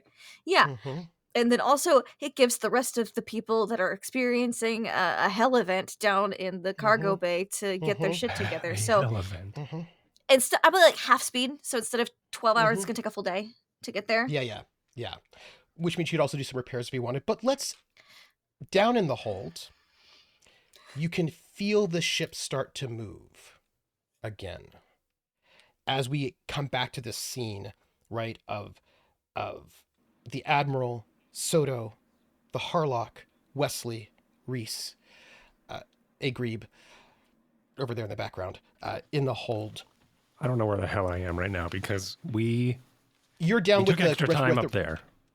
Yeah, you're down with the crew though. So at least that's when we sort of like, that's our parallel, right? You might leave, but at this moment, this is where we're at. So you have to, if you can leave, you can leave right now. Because y'all did some shit after I ran out of the room. Yeah. So that did take some time. Yep. Just was wondering. So everyone is sort of in this space, right? And you had wound your way. You were going to go back up. Severance was going to go back up to the bridge, but then didn't. Like found himself coming back down here, and that's where he put his jacket over Rease, and the crest is sort of glowing lightly. And Wesley reaches out and takes Reese's hand, and Rease herself is not currently conscious.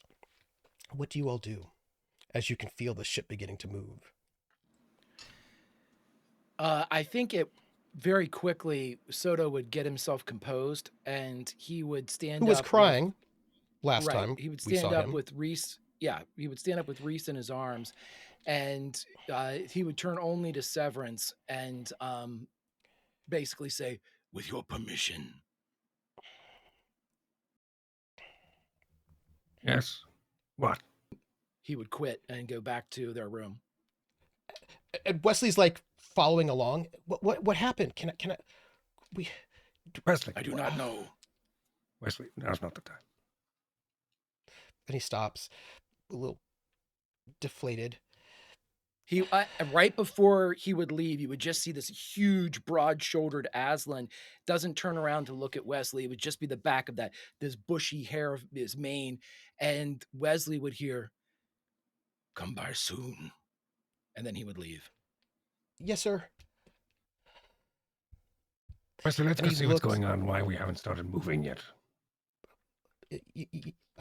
Okay. Do you want me to stay in the engineering or?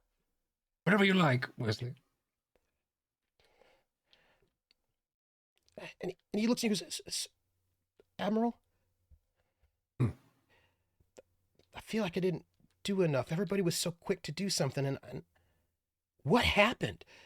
That looked like psionics or something. Are we under attack from some? What happened? I am uncertain. I wish I had any answers. And She just... everyone doing something so quick comes with time. Okay. Was she... I didn't know what to do either. I just wrapped my jacket around her and hoped that everything would be okay. I don't know if that was going to work. Okay. I think I just better get better at that kind of a thing.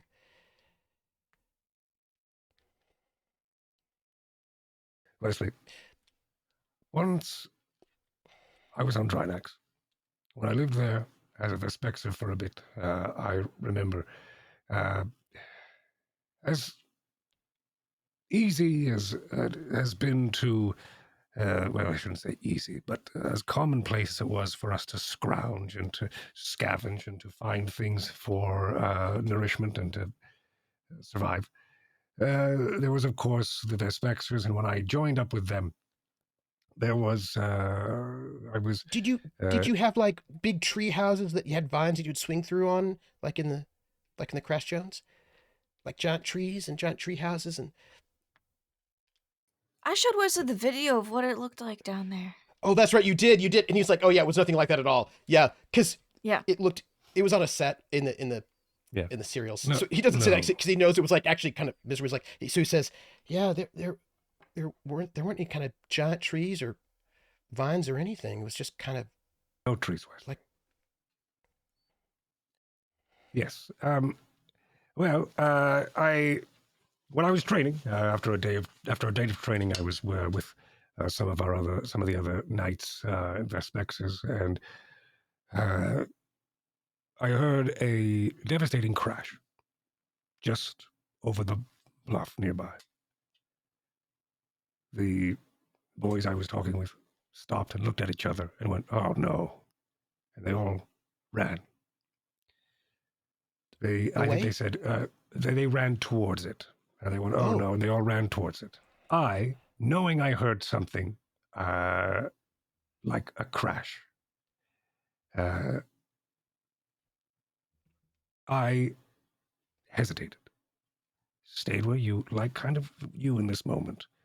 I took my time, went, oh, I took a deep breath. I'm about to probably go see some people who are mangled. I'm probably about to go see someone who is hurt. Am I ready for this? And I took a lot of time preparing for the inevitable violence or graphic scene I thought I was about to see. I finally gained the courage, and I went over there. I went over the bluff. The other soldiers or the other Vespexers that I was with were there helping the people out of the vessel. They were fine. Everyone was fine. They were all, of course, shooken up, but they were fine. And when I got there, I felt worse for not being there earlier, for I didn't do anything. Does that make sense? It was almost worse showing up there without anything to do to help the situation. Right. Except feel worthless. Yeah. So I understand what you're feeling now, and that's okay. Not all of us are going to be quick to react to something. And I'm not saying do that next time. Be comfortable. If you need to prepare, you can. But this, I've never seen this happen before, and I don't know what happened. I will probably learn. Someone will figure it out and tell me, or they won't, but I didn't want anyone to get hurt from... I don't know. I don't even know what I did helped at all. It could have backfired. but I'm not sure. I don't know if that helped or not, but that is something that happened to me, and I know the feeling of what you're going through is what I guess I'm trying to say. Thank you. So, yes, I hope I helped. I'm not sure. Anyway, engineering or the bridge, it's up to you, as I I'll already sort of started to turn and disappear into the iris. And he sort of like trails behind you as we as he makes his way towards up the as hold. we get towards the bridge, and the ship is moving closer to whatever this thing is. And we have everybody on the bridge except at the moment for Rease and Soto. And as you're moving, you have time to maybe do repairs if you wanted before you got there. But it's not... Yeah, let's do some repairs. Wesley, get fucked. Go do some repairs. He probably should be doing some of that. But you do get to... Once you get a little bit further, you can see it. What it is. It takes about an hour or so, but once you've got very good sensors. Is that a moon? No, it's a rat king. You see... I was going to say, no, it's a space station, but I was muted. Oh, but it's not a space station. It is... It's a pirate king. It is. It is this strange... it's all of these, like, 4D ton fuel tanks that have been strapped together to create this massive... Airlock to airlock. Yeah, it's airlock to airlock, and they're like pieces of ships bolted on a little bit to give it a bit of shielding here, there. It looks like this massive... Some docking bays are welded to other docking bays. It's fucking gross and weird.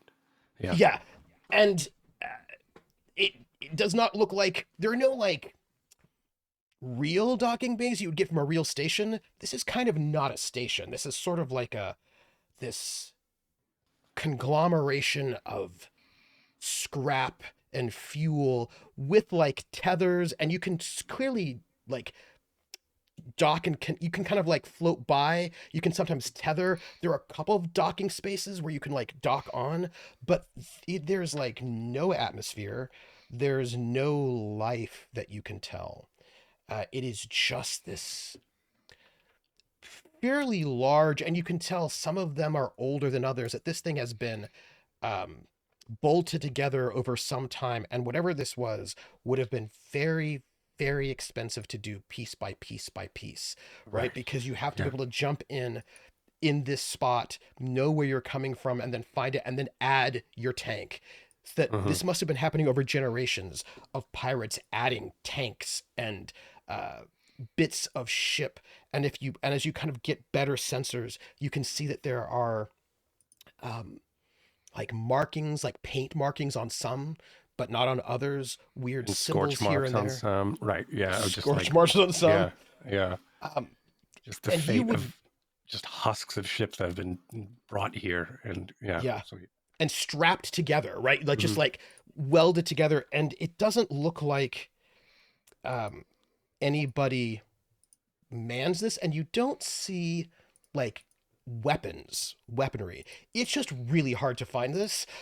You probably just wouldn't find it at all, but as it sits there with these kinds of like this just mass in up there looming, you can also tell that like some of them you would attach to, some of them you wouldn't, and there are little, as you get close, like very faint little electronic signatures here and there, sensors perhaps, and it is this...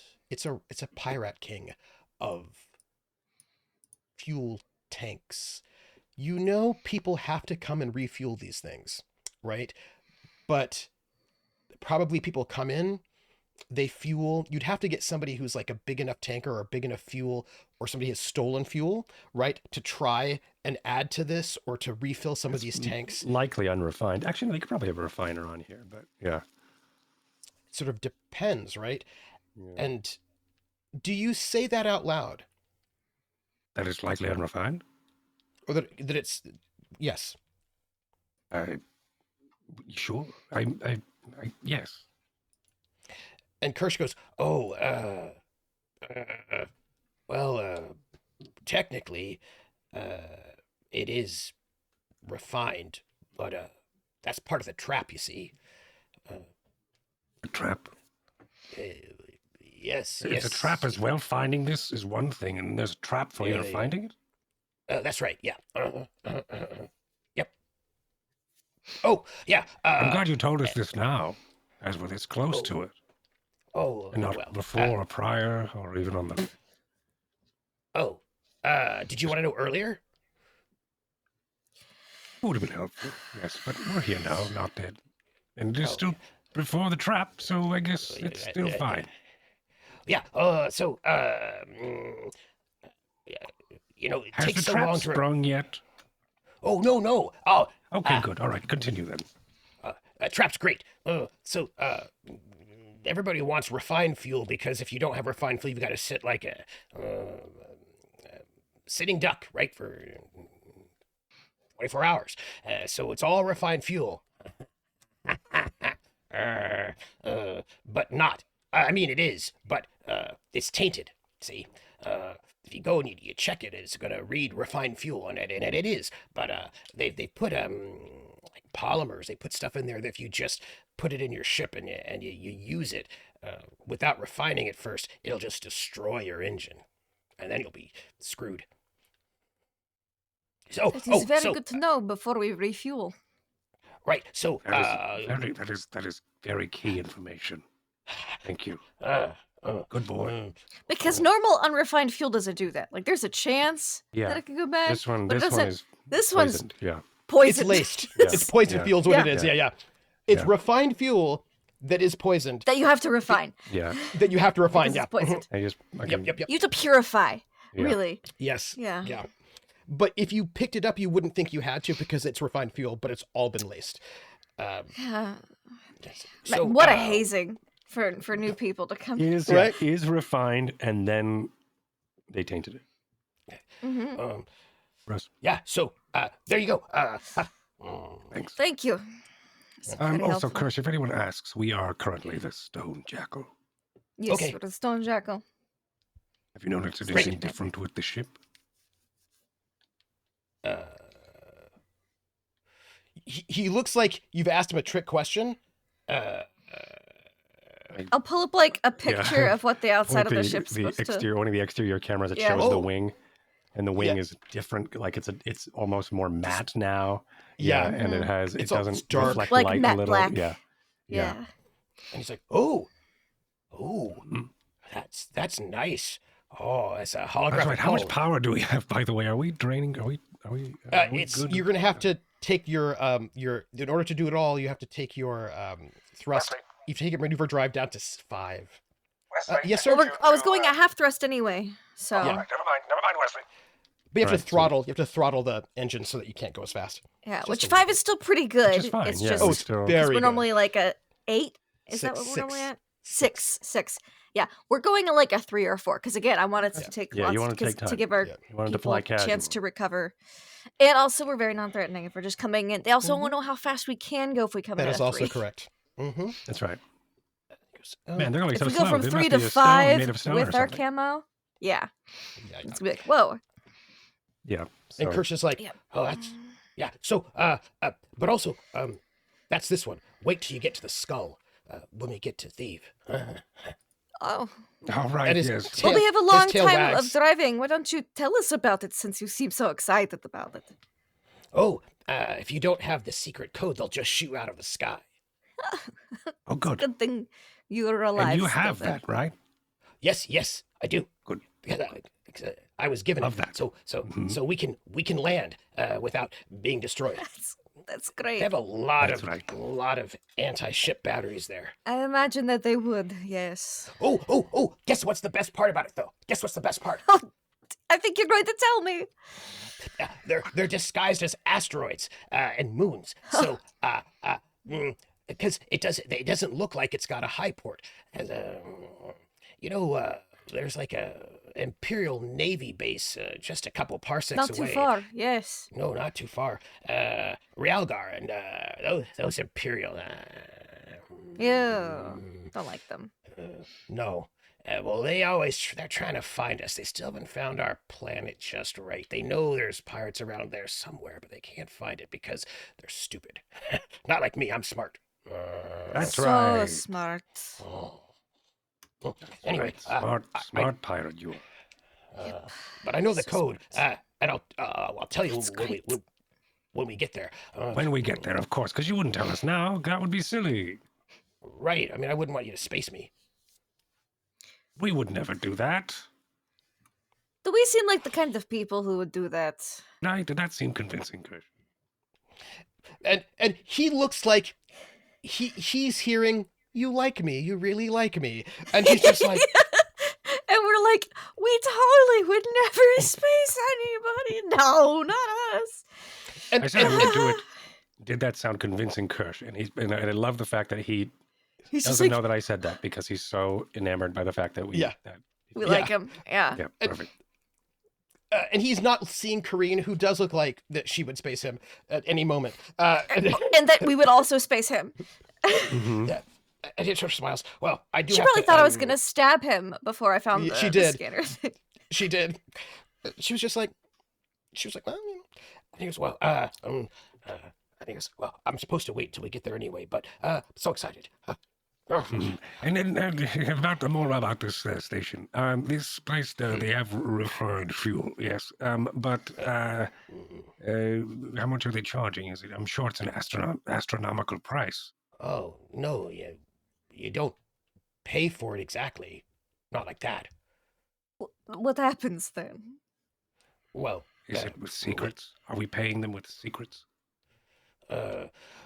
No, it's just that it's part of the. When we get to Theev, we have to The settle Union? up there.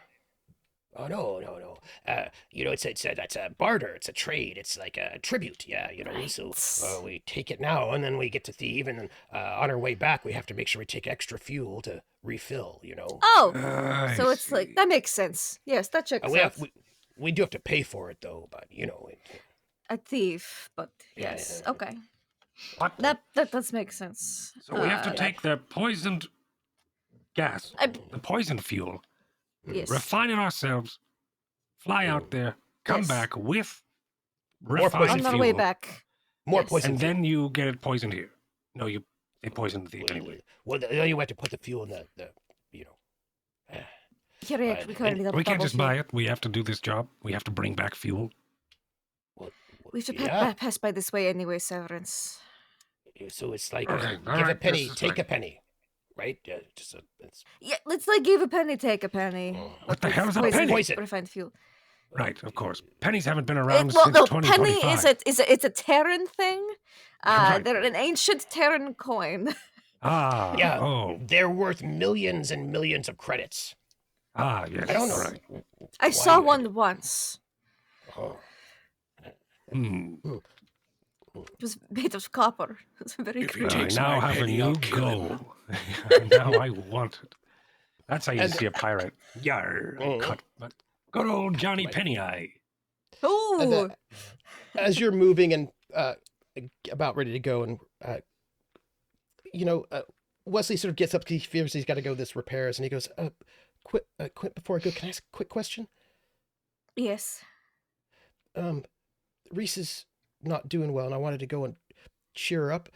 But I thought I could show her some Krrsh One Jones. of your but Krrsh then I- Jones Commons books. Yes, I would recommend issue number 34. Right, but I was just thinking that the Aslan look really bad in them, and that might kind of be offensive. And Which wouldn't is wanna why I hurt her feelings. recommend issue number 34. Imagine issue number 34 is without like an Aslan. Yeah, there's no it's Aslan at like all. some Yeah. other- Yeah. Okay, but I hadn't thought about it before, but Krrsh Jones kind of makes Well, Aslan look real bad. Well, because it's made by Imperials.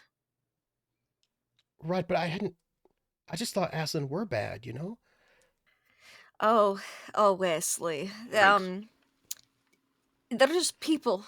There's good ones and bad ones. Yeah. Is Rease bad, Wesley? No, he As he seems sort of okay. looks He's up kinda from it. Scary His though. tablet. Rease? No, she's Great. That's your answer. That's not bad. No, I just didn't want to. I just never thought about it before, and I just realized I was gonna. It's like, oh, that's Well, kind it's of good to think embarrassing. about these kinds of things, Wesley, and put what you know from your real life and compare it to what you see in media and books. Yeah, it's just a bit embarrassed about it now. But 34 is a good one because that's just about like the evil Zodani, so that'll be okay. I imagine it's also some undead temple or something. Yeah, that's spooky. like an undead temple of yeah. Oh, there's that one about Zodani like undead. underwater. Yeah. Yeah. yeah, and there's that whole the time travel one. I think I'll get one. And they've got the sharks with the laser beams. Yeah, that was great. Okay, thanks. Anyway, Basically you can go 34 through 42, and that's a good series. That covers that whole. Yeah. That is good. Thanks. So it's that whole underwater planet arc. Yeah. Yeah, I like that one. Well, okay, I'm gonna go fix stuff up. If anybody wants to help, they can. Bye. Bye. I'm going to be here just in case we get hailed or need to. I am never going to repair anything on the ship, Wesley. But thank you for the offer. I would help Wesley if we were not specifically when we are in space. And with that, and I have helped Wesley before, so he knows. You have. I'm just I should probably be close to the pilot's chair in this area. Oh yes, you are not to move. Yep. Krrsh, if you want to go fix the ship, that'd be great. Actually, no, you stay here too. Damn it. Never mind. Shit. Do you? And Malcolm's like, I can help. Great, Malcolm. Great, Malcolm. Whatever, Malcolm. And then I'll be there are some snack bars I stashed away behind the coffee filters. If you and Wesley want to have a couple of those while you work on things, I imagine they're a little tastier than. Yeah, Malcolm, do you want to be here for this? Do you want to be here for this whole thing, or do you want to go repair the ship? It's going to be 16 hours. It's there's a lot of repairs to do, so I guess I'll help. If you need anything, let me know. And he gets up, right? And he sort of. That's right. He heads back Thank out. you. And as he goes off to help repair, Wesley help repair, and you start getting closer to this big pirate king of fuel. Speed 3.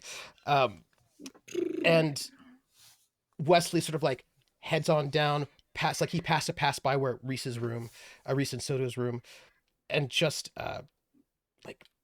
places a small hollow pad at the door and then hits the button and then leaves, so that at least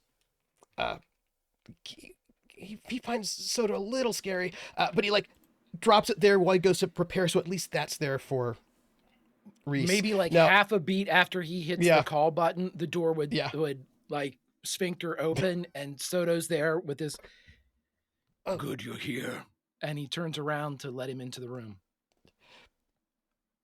And he thought he was gonna be swift. He is not as swift as an Aslan at all in that way. So he was not even. He was just about ready to turn, and he picks back up and he steps inside. He's like, I had some stuff for Rease to read to look at while she's recovering. She would be in one of the the nook kind of, because this is Val's old room, so it'd be the old nook bunk bed, and with her fur and everything, you basically just can barely see the outline of her face, looking towards into the room, and the eyes are closed, and Soto wouldn't try to hide the conversation whatsoever. In case she was awake, he would be saying it loud enough for her to be able to hear, and he would look down at Wesley. When she was in need, she called for you. Do you know what that means? That she thought I could help. Sorry, I didn't help more. I didn't. It means she trusts you. Oh. Well, she can. And there's this wave of embarrassment because he's seeing when he came out with his wrench as if his wrench would do something. I mean, it was a big wrench, right? But but then him not being able to there's that kind of feeling that Severence had mentioned. He it hits him again, that kind of guilt about not being able to do anything. I didn't know what to do, but I figured this always cheers me up. I thought maybe she'd like it. It's a cereal. Soto nods and almost, again, if Wesley was more familiar with Aslan, he would know this is almost a sign of hesitancy or reluctance. When he says, "I was coming to cheer her up," Soto would kind of look back into the corner, and there is a double-necked acoustic, the Aslan equivalent of a guitar in the corner. I was trying the same thing. She's not awake yet? She is not. But she has asked for you in her sleep. Oh. You are the only one she has asked for. I'm supposed to go and help fix the ship and all, but I don't want to. Then so you shall. But take this. And he hands over an Aslan comm stick, which is basically the size of a cigarette with a wee little antenna on it and a curve. And he hands it to him. If something changes, I will call you. Okay. She trusts you. I trust her too.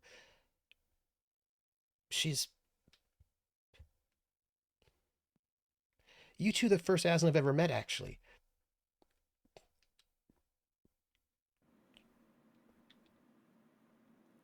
Really big. Soto thinks about that for a second. She trusts you, which means she believes in you. She has seen the real you, and she approves. My language is not perfect.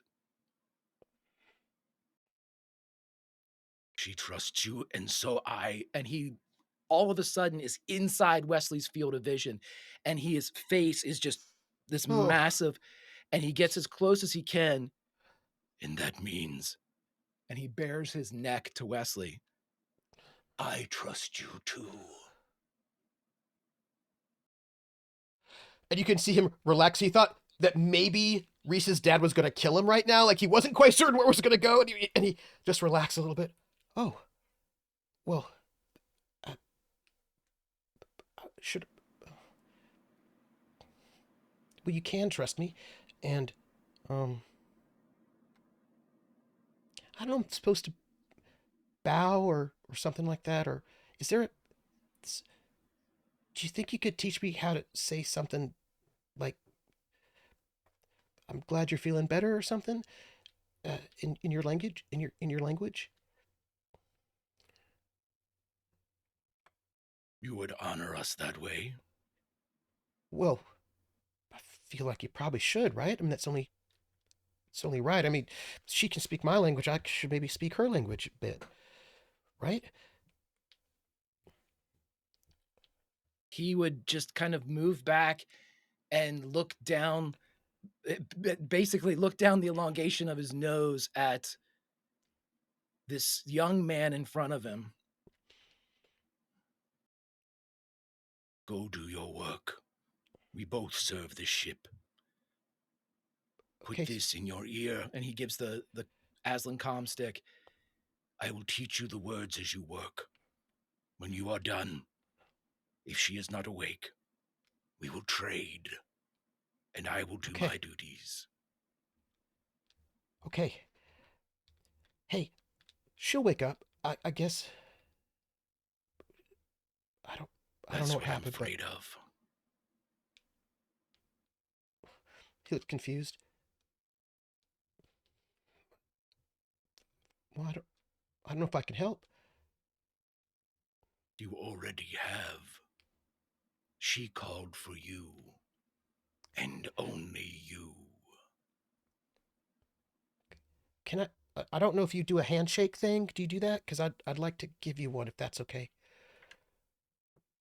He would put out his paw, and you would see his dew claw retract into the hand, and he would grab, much like he and Quint did earlier, in a clasp.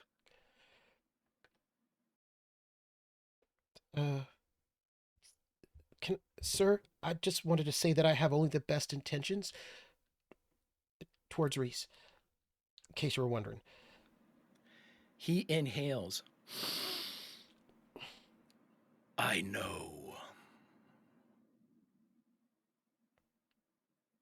Oh. Is that like an Aslan thing? Like, can you sense emotions or feelings? Is that a thing?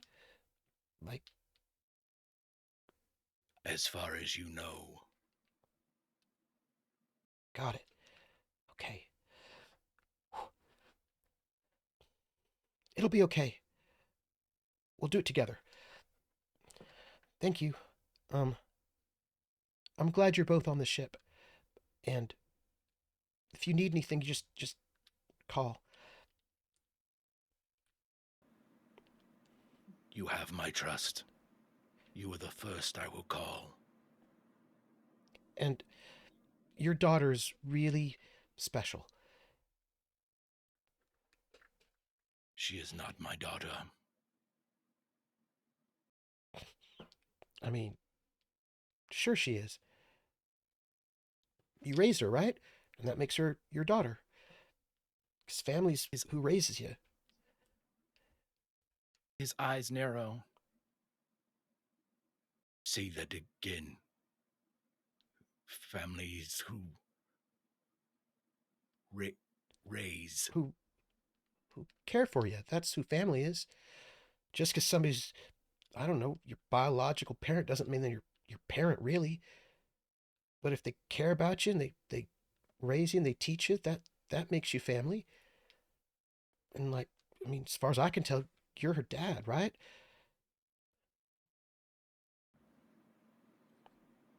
I am her dad. You seem like a pretty good dad to me. I appreciate your insight. Oh, thanks.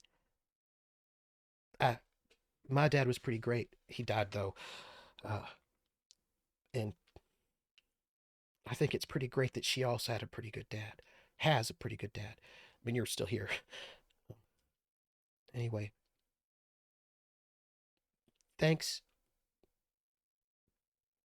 for being on the ship. You. Oh, my pleasure, sir. And he kind of just gives one more look at Rease. Oh, if I can help in any, like, and he just kind of gives up because he has, like, nothing he can offer, and he kind of turns and he heads back out. Just tell her if she wants to watch those. And he heads out. I will. Thanks. And what does Soto do? Soto would turn around, and the words of Wesley, the person he least expected to hear any type of something so profound, at least that affected him so profoundly. Yeah. And his language is getting better. So again, he might have heard something like this in the past and not really understood it, but he also doesn't understand make as much sense, right? You know what I mean? Right. Yeah. But he understands this because Wesley spoke with honesty and he spoke very straightforward. And that is exactly the type of speech that Soto appreciates. So he would feel a little bit firmer on his ground, a little more stable. Yeah. And he would go over and he would pick up the great instrument that for anybody else would be like a standing bass size of a string. Yeah. And he would sit down on a stool beside the bed where Rease sits, and he would begin to play expertly along this guitar. And for shits and giggles, it sounds like the beginning of Over the Hills and Far Away. Could you roll your performance with a boon? Well, I surely can. Well, first, let me roll something first, though. I need to give you a roll. Wesley's going to give a roll, and that is going to be... let's give him his social at a boon for a reason.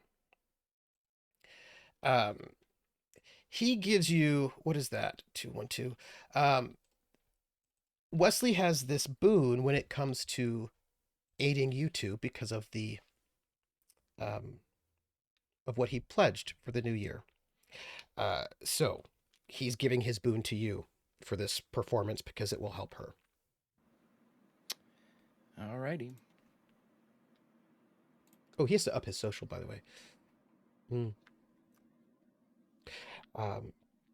There will be a +2 for Rease whenever she needs it to help. And could you describe it? This would be, again, when he begins to play, it is very Led Zeppelin-y in that it begins as like a melodic folk kind of mixture just with the acoustic guitar. But at one point earlier in the song, as it begins to progress, he would take his hand and he would intermittently kind of extend and retract his dew claw against the side of the hollow of the guitar to create a bass. Yeah. And as he's sitting there, he's playing.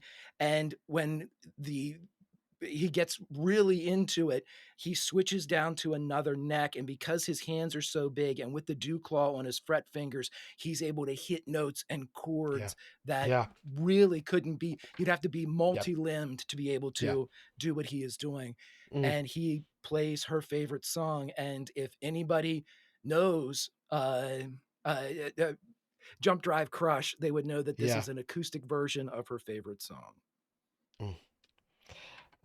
And I think with that, we can have Reese's eyes open. But then we go to break. That's it. Everybody, I would like you all to stretch and to hydrate so you don't dehydrate. And when we come back, we'll refuel and, I suppose, go to Theev. Everyone will be right back.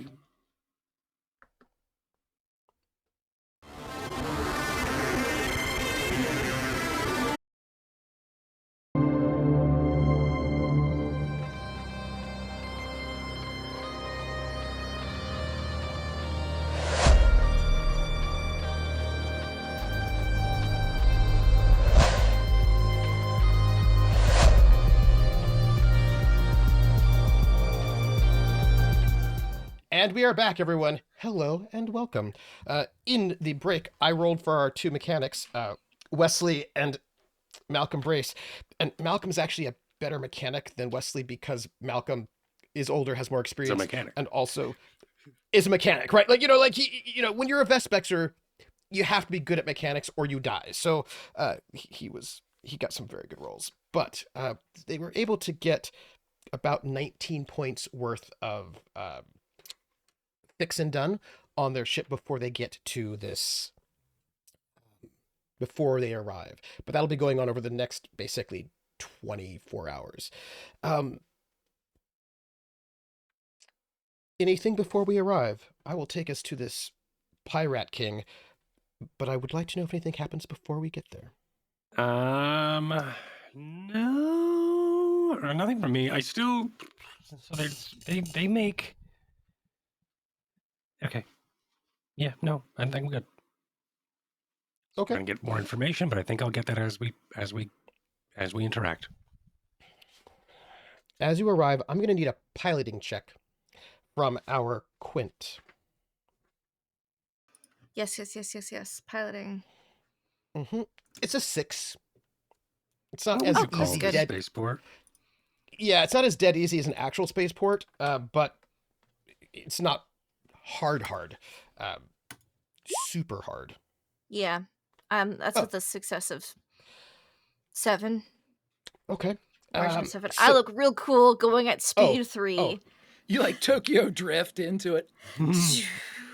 But it's more than just that. It's more than just that, actually.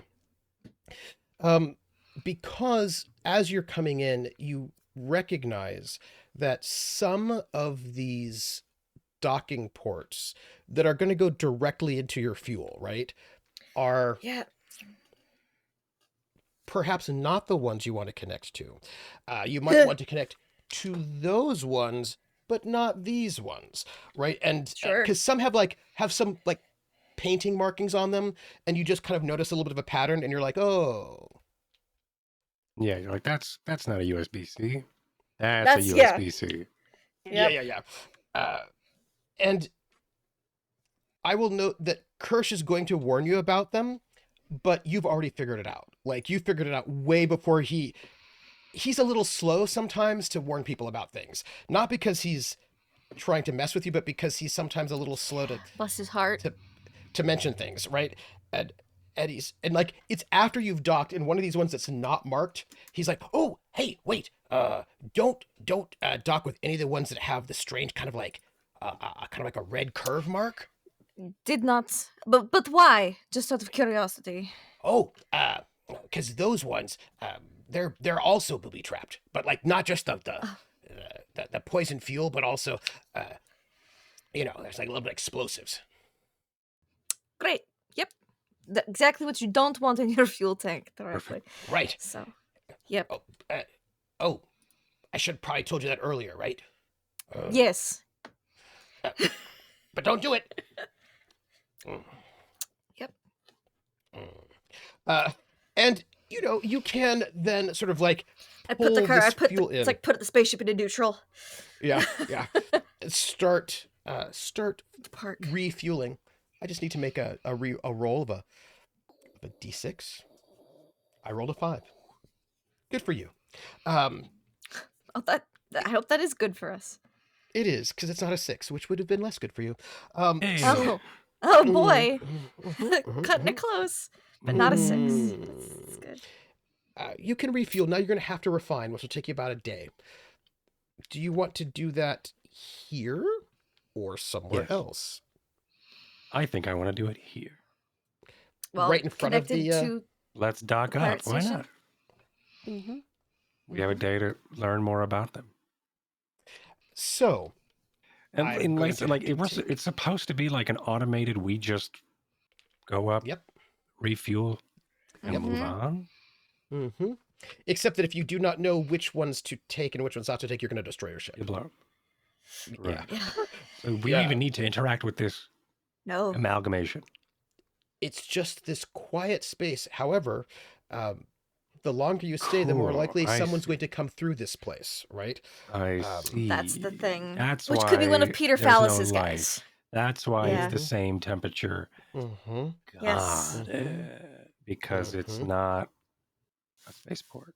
It is just. It's not a thriving, lively, just a refueling thing. Mm-hmm. Pretty cool. That people have to keep bringing fuel to, which is why it's take a penny, leave a penny. Yeah. And it's also why you're pretty certain that Ferric Redthane stole fuel, because he wanted to make an offering to this fuel this bad boy dump. Yeah. As a way to get that explains it. to get favor with favor. I dropped off X, Y, and Z. All right, that. I put so much fuel into that fuel station. Yeah. Because here's the thing: if you've done your searches, which you have done, there are no gas giants here at all. Which means if you fucked. Yeah. You would probably just die on your way to just trying to fly with regular thrust to the next parsec. It would not be great, right? So if you don't jump right, or if you don't find this place, or you don't know which fuel to interact with, it would be very bad for you to have lace fuel to try to enter jump space. You might just disintegrate, right? Like, so this is a kind of like a very chill, very, very booby trap place that it's going to mess you up very badly, unless we refine, unless you know, and unless you refine it, right? And that you know that you need to refine it, and also you know about all the other booby traps, and you know about the other booby traps, but you do get a sense. I could take a roll from anybody who wants to can give me a roll to see what you can learn from studying this place. But what roll you give me? Space station. All right, cool. I thought it was what recon. Recon. Recon will give you a good one. So recon? int based, right? Usually, unless depending what you're going to do. Any skill will give you a different kind of bit of information. Oh, you know what Yeah. I will do? I will do admin. Wait, I'm still boned up. Admin's a good one. Ooh. I'm debating between stealth or streetwise. I think streetwise would be good. And give me what we got. Ooh, Recon 13, very nice. From Soto Masi. Oh, Aha. Admin, that makes sense. And then streetwise, good times. that's fine. So I can tell you what you can. So in terms of admin, the reason why you can't get a lot out of it this way is because this is completely lacking in what would you say? Well, I mean, there's clearly logistics, but it's not here. You know what I mean? Like you'd have to sort of like, get to Theev. The logistics to sort of are stored somewhere else. Yeah, it's just like, how does what? I'm more baffled at like. These are not the logistics you're looking for. Yeah, motherfucker, you just trust the pirates to do. These are not the logistics I'm looking for. Yeah. There is a lot of like clearly trust, right? You're like, oh, that's interesting, right? Like there's clearly like a trust thing going on here. Interesting. With booby traps. Soto, when you look at this, when you look at this in terms of recon, what's interesting to you is that this is clearly made. None of the signals go very far. So it is very, like there are some electronics here, mostly booby traps, right? But they're so small and localized, and they're all sort of set up in such a way that it would be virtually impossible to find this if you did not know it was already here. With the sort of setup that you were given, if you have the right coordinates, you can get close enough that you can then hopefully find it. But if you don't have the exact coordinates to this place, you are not going to do well. You're going to be in big trouble. Now, the question that you have is, well, okay, but things drift and move. Well, how are we going to make sure we get this space? And you can tell that it has been placed just in the right spot where there's really not anything gravitational that will move it anywhere, which means it's going to kind of sit here. You're going to have to, when you're doing your astrogation, you have to account for the other things that are moving, but this kind of just sits, which means you have to be very, it's like it's in a sync. Yeah. So you want to make sure not to get it moving, right? One thing Soto would look for too when looking over all of this, he always has like his official garb on, and as he would pull his hood down, the lenses would flick over to infrared. He's looking to see if this thing has any type of like caretaker, if it's manned, if there is some type of like biological presence somewhere, the owner or again, somebody who's just leaving someone back to watch this thing. What you see is no. The fuel keeper. There seems to be no fuel keeper. That said, you do see evidence from your recon of recent activity. It seems to you as if they probably have a regular crews that come in to sort of come in and maintain and then come back out. But one thing I will say for your recon, because your recon is good, is that when you're looking at the various markings and you're looking at this as set up, it is very clear to you that this is not done by one group, a central authority, or one emperor, right? Because there are some markings that you can tell community maintained. Yes, and you're like, oh, that's Aslan, like that's in Trrsh, right? Like you see, look, that's Trrsh markings, and that's Galankic markings, and they're not all the same. And some of them are very old, some of them are more recent. So it looks to you as if this is done on a community level, in a way that there seems to be some kind of this would make sense to you. The more territory you have contributed to this, seems to you the more prestige you would have, right? Yeah, that would definitely cut with him. Yeah, the territory. Who's got the biggest footprint? Yes, he would linger a bit on any of the Aslan markings to make sure that there wasn't anything familiar with any of like clan signatures or clan stamps or anything like that. Just to, he doesn't think, but at the same time, you can give me a luck roll. Oh, shit. But I will tell you something else one way or the other. You know what I'm saying. This, there's a lot of, like, this is all very expensive, but it seems to you that the more you're like, the more, oh, good. 7. The more of the, you did get that, you did get a +2 that is floating from from Wesley, who's trying to help you both, you two. You can use it for yourself, or you can keep it for Rease. Oh, he would always give whatever, even if it was something he didn't know about. Greg would make sure that it went to Rease because Soto's not going to take it. Good. That's all I wanted to know. So the thing is, it is very clear to you, I'm going to have to phrase this the right way. You know how that there are Aslan who are actual Aslan, and then there are people who are outcasts.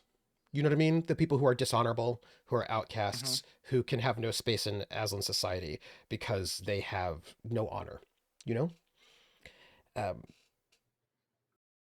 It loosely translates to no ground, which I think is hilarious because it's you can never have land. So yes, right. And what you are seeing is that the markings here have no pride, no clan. There's no sort of that's what I thought. Connection to the Aslan Hierate and to your culture. What that says to you is, wherever these people may have come from, whichever pride or clan they may have come from originally, they are not from those things now. They are the landless. And these are not landless like the Ihatai, who are like second sons who don't have land but are still within honor or still within the structure. These are people who, these are not good Aslan.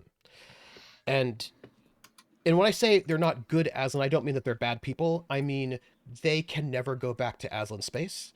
These are clearly not the kind of Aslan who still function within Aslan culture. These are the Aslan that not only are considered outcasts, they have claimed it. And as soon as they claim it, then they're essentially dead. Yes. And you know this not because you are that, but because as a good and honorable Aslan, you know what outcasts look like.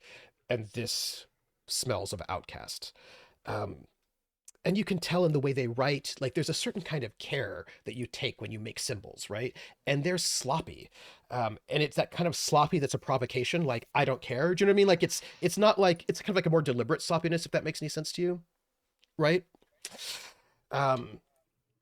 And the kinds of ways in which you would mark your allegiance to clan, because the thing is that this kind of clan system is all about helping each other, right? It's about your allegiance to family and to connection and to culture and to like communal care. And this is just not that, in a way that they didn't even sneak in something, you know? They didn't even sneak in like any kind of connection to what matters, to honor, to the sort of the beautifulness of being at one in the universe in that moment. It's that there's a reason why people Aslan don't like outsiders. They just, you know, what are they doing? And this is that, right? Now, I was going to say that. No, I was going to say Soto would be very concerned about this because in his mind, much like Wesley had a view of Aslan before meeting the two of them, his mind is exiles are a specific type. And this reinforces that for him, which is very dangerous. Yeah. And I have to just remind you of something. Not that you need to be reminded, but I'm going to just remind it out loud so everyone can hear it. In order not to be an outcast or an exile, you do need to go through your ritual. Because it is your ritual that determines everything about how you will be in Aslan society.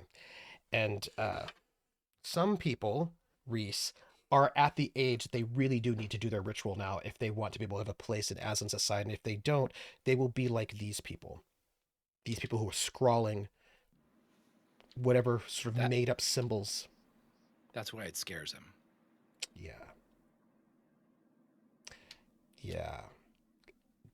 You will say, though, I will note, that there is one, and this must be Irontooth, Hrall Irontooth, who has quite a bit of territory here in this large pirate king. And there's some others you don't know their symbols. That said, you do recognize like one or two from the Proactive Recycling Company. Like you're like, oh, just you've seen their symbol. You've seen like one. They don't have many. They just got like two. That was like, that's all they got. There's probably like at least 1,000 of these. You know what I mean? Like there's quite a few of these hanging about, and like they've got maybe two. Krrsh has definitely got quite a few. He's clearly In their being defense, impressive. though, they're one jump away from their main base. This isn't something that they would really need to have that big of a presence in. So no, as a matter of fact, but I think it would be telling to you that they have any, right? So right. right, that there's like politics in that, right? Especially since, as far as they just do not actually come here. That's not their thing.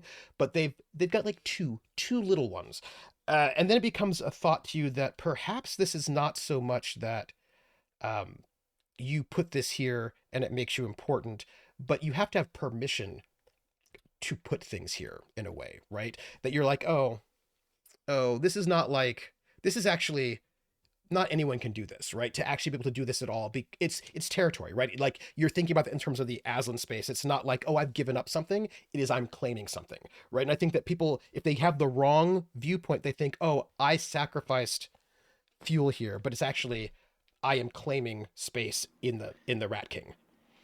That's why he looked for a caretaker, because as an Aslan, his first thing is, hey, this is land. Who owns it? Mm-hmm. And if you know who owns it, you know who to take it from. So yes, and there are too many people to take it from, right? And there's right. Like you're like, oh, this is like, oh, which is very strange for an Aslan to have an area that is owned by so many different clans or different rulers. So he's a bit confused as he's looking around and seeing this conglomeration. So and for our streetwise conglomeration, amalgamation, friend streetwise. So here's the thing. You're Solomani. Let me think about that too. So looking at this is clearly, this is trapped, obviously, but you've been warned about that. But the trap is actually just where it is itself, right? This is one of those places that it is able to stay safe because it's hard to find. Really, really hard to find. And also, just getting here itself is the trap. At least I imagine one of them. Right? Because if you're here, you probably belong here. The danger is if you share this information and you shouldn't. Looking over there at Krrsh. Krrsh. The most valuable thing is to know where to find this and to how to get the codes to go to Theev at all, right? So that information is itself the treasure, right? The treasure is... I mean, Krrsh saved us, what, like 20 jumps? Yes. And maybe also your life in multiple instances, right? Because your ship just... Because it's not just showing up to Theev, Yeah. But also you're thinking, okay, this is the back door, right? This is the back way in. And you were thinking about something that he had said and thinking about this, which is, okay, so they've got arms, and you're thinking, and you know this because you were the scout, there is a naval base not that far away from Theev. It's not that far away. No, as a matter of fact, I will show you all. They would love to know where this is. So right here, let me ping everybody. That is Realgar, which is an Imperial naval base. It has a lot of navy. And it is not that far from Theev, which is right over there. But there's not most people are going to go the long way around. If you have to have like you have to have a jump. They would have to have they'd have to have 3 or 4 ships, jump drive ships that the Imperials do, right? Yeah. If you had a jump 3 ship, that is ballsy. Yeah. It's to just drop that right inside their area of influence. That's ballsy as hell. Yeah, it really is. Yeah. And in terms of trade, in order to get from, if you do not know about this secret base, right? In order to get from the planet that is right next to that, which is, which is Palindrome, or Theev, you would need to have a jump 3 ship to get to Noricum or Borite. And most traders just don't have that. That's just really expensive. We don't even have a jump. Well, the Elaine is, you don't have Elaine can't carry cargo either, so... But the Elaine can't, and that's one of the problems. Ships that have really big drives like that, like 3, 4, 5, usually have to spend all of their ship on fuel and also the drive. So they just don't tend to have really good cargo unless it's a huge, massive ship, which is going to be very expensive. You would only send something this way if it were very, very important or very, very like this is like you're probably just going to go around. Most people cannot do this. The navies have ships that can do it. So the question is, if there's, and he had mentioned about how they were looking for them. So that means that what you've got is, and you've got this idea from the Rat King. It's about camouflage, right? This Rat King, this fuel station, has almost no electronics. It's completely like, you don't have people taking care of this because that would leave signals that people came in and started doing scans, right? As you, as a scout, often have done. Like, you sit somewhere and you send scans out, right? And you send deep scans, which means you have to sit there for a while because it takes forever to just ping. Yep. So you're thinking that the lack of caretaker, the lack of activity is part of its camouflage, and you're going to expect something similar must be happening at Theev itself, right? That you're going to be looking for things that don't radiate.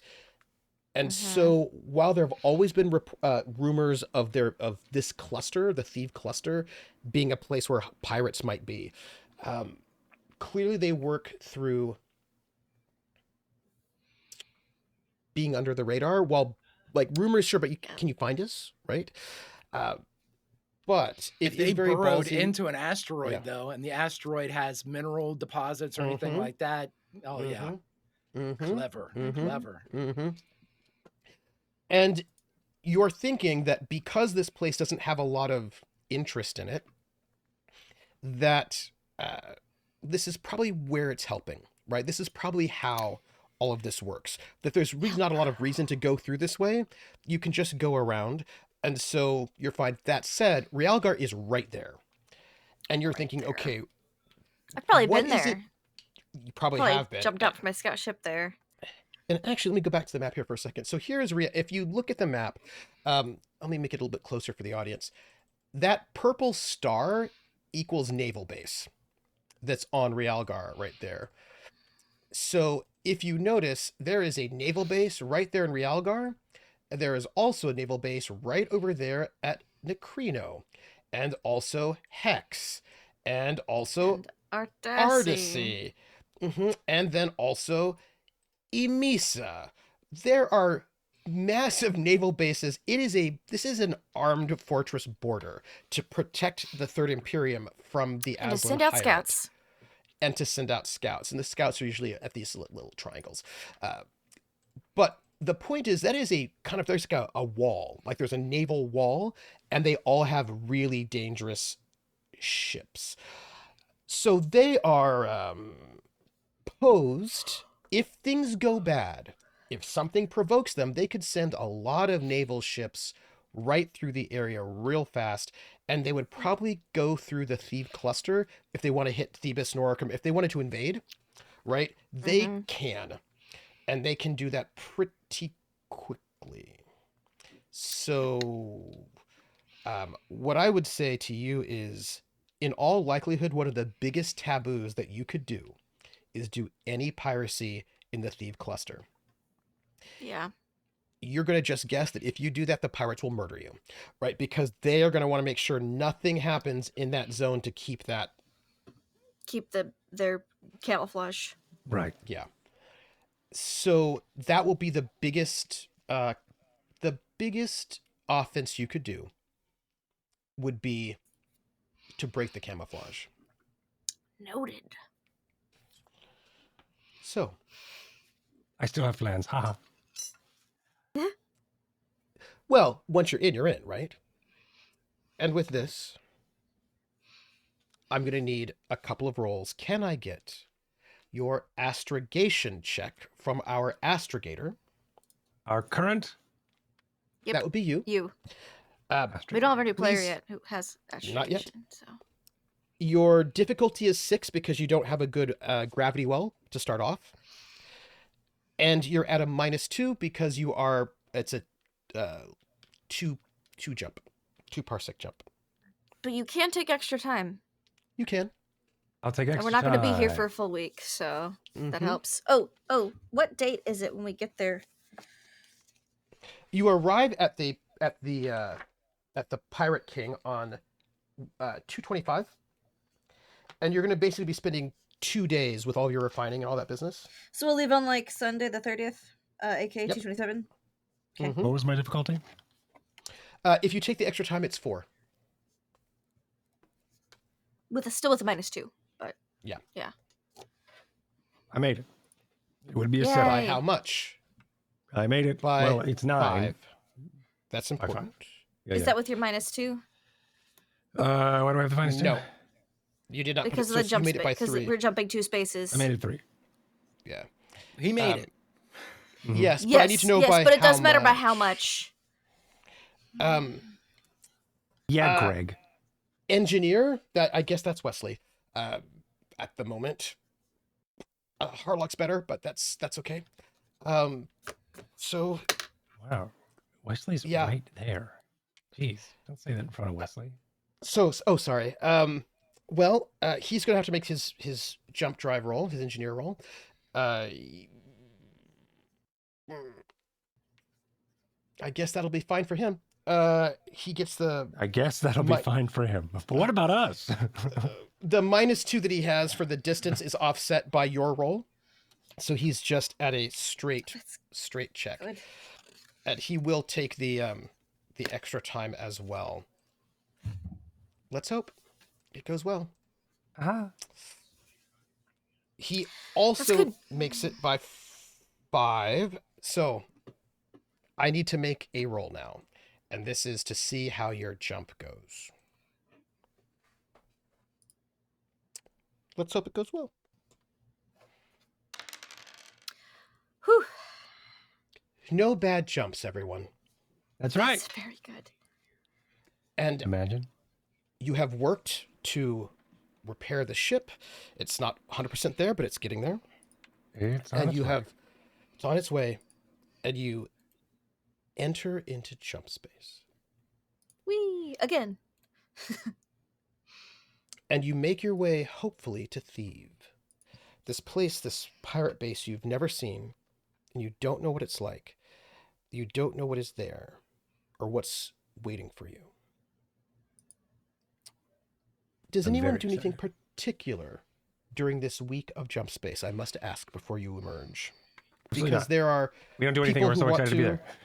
who want to like help give soup, but not soup, whatever people, I'm talking about Wesley trying to go and like be helpful Rease. towards Rease. This is what I'm saying, but then he's like, oh, but Rease doesn't want soup probably, but maybe Rease does want soup, so he would like try to make some Do kind of Aslan like even eat I soup? brought you a bowl of warm Yeah. milk. Oh, you are highly cowboy you're very, stew, You're susceptible to diabetes. Oh shit. Okay, never mind. Never mind. You shouldn't have. I'm being told you shouldn't have the warm milk. He's trying to be helpful, right? He'd try to like make some kind of like Bless his heart. like cowboy chili, you know what I mean? Like he'd try to make something that Yep. he was used from where he's from. I am actually not going to even allow Rease to get a week of study. She is simply staying in bed. Yeah. Bed rest. Yeah. What's gonna be? He's gonna just be there a lot. Like whenever he's not, Yeah. he's just gonna be there a lot. He's also not gonna get a week of study. I would say this too. Whenever he walks up to the door in Val's old room, which I should probably start calling Soto and Reese's room, Yeah. as soon as he keys it, it automatically opens. His biosignature has been added. Oh. Nice. Oh. Yeah. He's hanging out a lot. Yeah. Is what he's just trying to be helpful, and he's gonna spend this time studying Trrsh. That's what he's doing. I know he should probably be doing other things, but that's what he's doing. You can get a weaker Trrsh here and there in between, just like I'm working in athletics here and there in between. Can I practice my psionic strength? Yes, you can. Yeah. Well, what you would probably That is another do thing I is- want to do. But you would I have probably to do spaceship. You'd actually probably want to practice not the psionic strength, but the actual psionic skills, like telepathy, or etc. That's what you'd want to practice. Right. Yes. I'm sorry. Mm-hmm. So interesting. Okay. So, my friends, if there's nothing else you want to do in space, I don't know how I practice that. I would like to know how you practice it, though. The Harlock has some good books. Would have to sort of some help me. psionics for babies books, Yeah. which I have right now in my possession. Yeah, I guess I could read the equivalent of like, does the circle peg go in the circle hole, the square hole, or the triangle hole? But for psionics, like that's what Quint has right now. On my glasses. On December the 5th, that's Soleimani, or the first day of gold, or 2/32, 11:05. I'll take December 5th. I'm Soleimani. You emerge out of jump space into the Theev system. Mm-hmm. We had really good time. You did, actually. You made very good time. We made very good time considering we just got out jumped. Yes, I mean, like, you've been... we took less than 7 days. Running. So that's good. Yes. You've been running so hard. And as you emerge into the Theev system, I'm going to need your sensor operator, who is, I guess, at the moment, not Rease. Right. So sad. You have Krrsh up there. Krrsh is, like, happier than anything just to do all this. Krrsh. He just wants to feel included at this point. He really does. I do plan on giving Krrsh a ship. The next ship's going to Krrsh. He again, he's a captain, and captains don't have sensors, they have comms. So he comes out, and it's just the wash on of sensors. Data. He's like, oh god. Yeah. And it's just... He had his own sensors person for this? It's one of these things somewhere in this thing. Yeah. And so what you all see is a system with so many planets. There are a lot of planets in this system. That's exciting. It also makes it hard to find out which one might be the one, you know? Which one might be the one you need to pay attention to, because I'm sure someone on the board on Krrsh. Oh, he knows which one, but Good. he knows the planet itself, but he's having a really, like, let me put it this way. No, if there are you shitbag. If there are just drive by it. Just drive by. Yeah. If there are naval ships or bad guys coming to get you, he would not notice them. He just doesn't see them. He does not see them at all. So there is like a primary star, a big yellow main sequence star, and it's orbited by like 4 gas giants, 3 planetoid belts full of a bunch of things, and then also 9 terrestrial planets. So there's like a lot of bodies here orbiting this big star. And it seems like the whole place is dead. Right, there doesn't seem to be a lot of activity here. It looks like it's sort of mostly like abandoned. He's going towards a planet. You're not quite sure which one, but he did not do a good, like, if there are ships that are going to ambush you, he would not know it at all in any way. I'm gonna roll that. And these ships up there, Krrsh. He's like, nope. That's Quint's reaction too. Is just, this is like a huge pirate hub, and there's no ships. No, it's some spacery, but everything's fine, he says as I rolled a 6.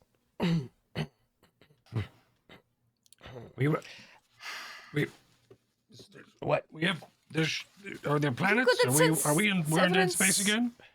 Do you want to just double check that? Do you have compute? Do you have electronics? I double check. No, it's fine. I have comms. You didn't find the fuel dump. Quint's like, I don't trust your sensors anymore. You didn't even find the fuel just dump. because I didn't find the fuel dump, there's everything's fine.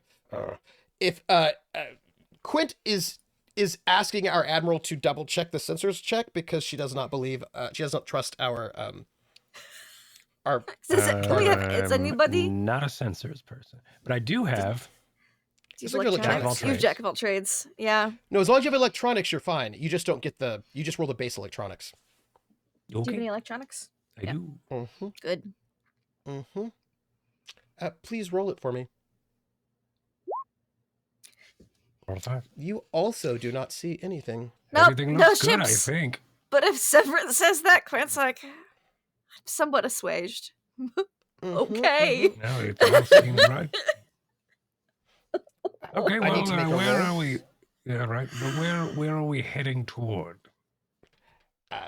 Theev. High five, thank you. Well, we are in Theev. Oh, you have emerged into the Theev system, right? Yes. Which is this system not with like the planet Theev. Just lots and lots of planets and planetoids So and many rocky planets. belts. There's like it's just a very full system. And we are the Stone Jackal, which is our saving grace at this point, and I will continue driving on 3. Just FYI, I'm not. And we don't have a transponder on. So I'm the Stone I Jackal. assume that is the case. That is because we're looking to get repaired. And you are, he's giving you coordinates. He's like, go this way, and you just start heading towards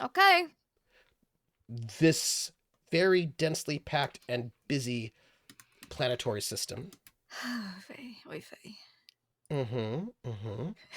So,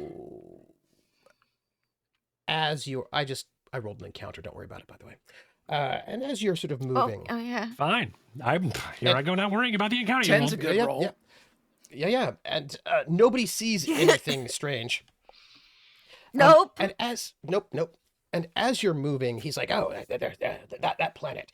Can I get recon from Soto? Please." Sure. Do it with your eyeballs, right? Not on sensors. Do it the old-fashioned way. The old-fashioned way. But your eyes see. So as he's moving, it's very good. As you're moving close to this place, what you see mostly is this looks to you like an abandoned system. You see some wreckage of like mining platforms on like an asteroid over here or an asteroid over there. But they look again a couple of thousand years old. Like looks like Sindalian. Like this was probably like an important part of this. You're gonna guess part of the Sindalian Empire, but it doesn't look like anything's been going here since then. As soon as he would see any type of artificial structure, he would leave his gaze from that and go to the nearest kind of hidey spot to see if anybody would go to investigate an artificial structure where they would attack from. So he sees those things and dismisses them if they look like they're.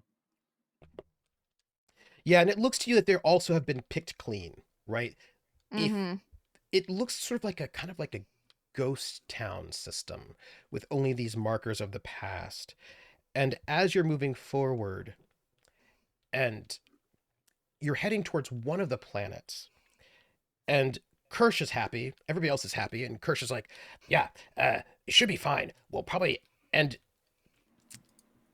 I'm sorry, I gotta tell you, Soto, you just passed by an asteroid belt, like you're passing towards this planet, passing full asteroids. Of guns. Yes. As you're passing by one of these asteroids, you're like, no, hold on, wait a minute. And you notice that there are, like, it's just this glint. There are asteroids full of guns. Large, like, the kind of guns that space stations have. High port stations that are, like, big defensive batteries have been built into these asteroids. And it is very clear to you that the reason they did not pick it up on the sensors is because the asteroids are shielding them, like the minerals of the asteroids are shielding, but you are now inside a kill box at this moment. And they did not notice it. You're like, oh no. we are inside of a kill box. If something goes wrong, we're going to be hit on all sides by quite a lot of artillery. Quite a lot. He would immediately start, ship killer, ship to ship, missile bank. And he just starts pointing out whatever he sees. And Quint just looks over at Krrsh and Severence like this. And he would stand up, and again, this is just to Quint. We're in a kill box. Yep. Thank you. What did he say? What's going on? Kill box, Captain. Oh. What about it? We're in it. One. Oh. Oh, all right. Okay. So, let's perhaps if they knew our intentions. Let's keep going. Let's not stop. Now stopping was a bad idea. Let's keep doing. Let's keep going. Let's move. Let's keep going. Quint, you're doing great. Let's and you could hear that the anxiety is starting to pick up. Yeah, let's just move. Let's go. We don't have to. Don't worry, Captain. I'm flying casual. Maybe. Let's fly with urgency. Let's do that. Because that's not going to alert the kill box as to any. The kill box knows we're here, right? Are we? Oh, just get out of the kill box. You have to go through it. Yeah, right. Hey, we're in it. Hey, Soto. What was that? What was that quote from that movie? Oh, what is that? Is that a moon? That's not a moon. That's a space station. Sure. Right. So there is a moon that you are approaching. There's a moon around this planet. And it's like more like a moonlet, I guess. And it is definitely a moon. That's but you're a like, moon. Oh, no. You're like, and you realize that you are approaching this planet with a moonlet, and the moonlet itself, you're like, that they have dug into that moonlet. That is the high port. Right there. You see it as like clear as day. The signals are not coming out on the sensors though. It's not being picked up as this thing on the sensors, but that moonlet right there is the Death Star, basically. Then he would get confirmation. He doesn't look at Krrsh. He's never really looked at Krrsh. Yeah. He would say, Varga, is that the high port? And he sort of looks at some other thing. He goes, I think it's over there. And then he snaps. What? There. What? Oh, yes. Oh, that's the skull. That's it. I thought it was a... And you said we needed codes for that, yes? Should we relay those now? Should probably... Okay, so Are here's we still the in the thing. kill box? Are we still in the kill box? Oh. Yes, Severance. Yes, so, Krrsh. If you have the codes, you can land on the surface, but we probably have to get permission first. We gotta tell them. You know, they can... and when you're looking at this moonlet, by the way, it's actually quite large. I mean, it's a moonlet, so it's huge. And if that is a high port, that means they can build capital ships there. Yeah. Mm-hmm. They probably have the capability to build a navy, right? An actual an armada, yeah. Yeah, this is way more than like Pirate Town where everybody goes to. Yeah, there's a way more going on here. Mm-hmm. Yes, it is big. And he says, "Okay, so we're probably gonna." And all of a sudden, like it is there. It is right. You hear? Please identify yourself.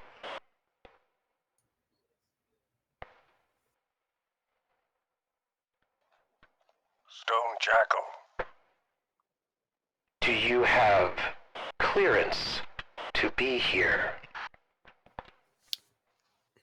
Look over at 5. I look over at Krrsh. 4.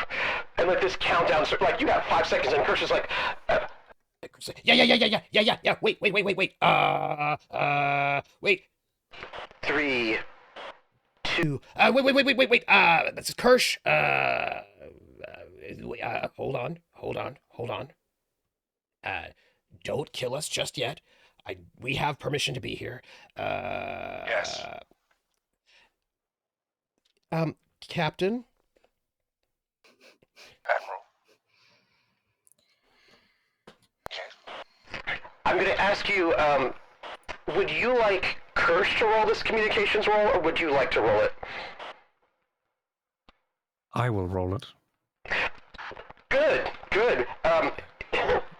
He'll just turn to you and goes like, wait. Okay, there's a poem. You gotta give them the poem, right? There's a poem. Your mic's Trooper, flipped. can I assist with this by threatening to fucking kill Krrsh? Yes, you can. Okay. Please do. And give me some threats. Give me some threats. He would grab Krrsh by basically the scruff of his neck and lift him up over top. If you do not get this right, you will be visiting space. Please roll for me, if you would. Communicate. Am I doing deception? No, not yet. No. It's maybe that you should actually give the code and not him. Krrsh. He will tell it to you, but the question is, what you want him to say it to them? So what would you like me to? Comms? What am I using? Well, first I need the roll. Soto Masi needs to give me some. to Soto get Masi. Okay. the poem out faster. Yes, I would like to go. Can I go like raw athletics here with just like strength, Ooh. just nothing but just absolute muscle here? Sure, Okay. sure. Persuade strength-based persuade. There you go.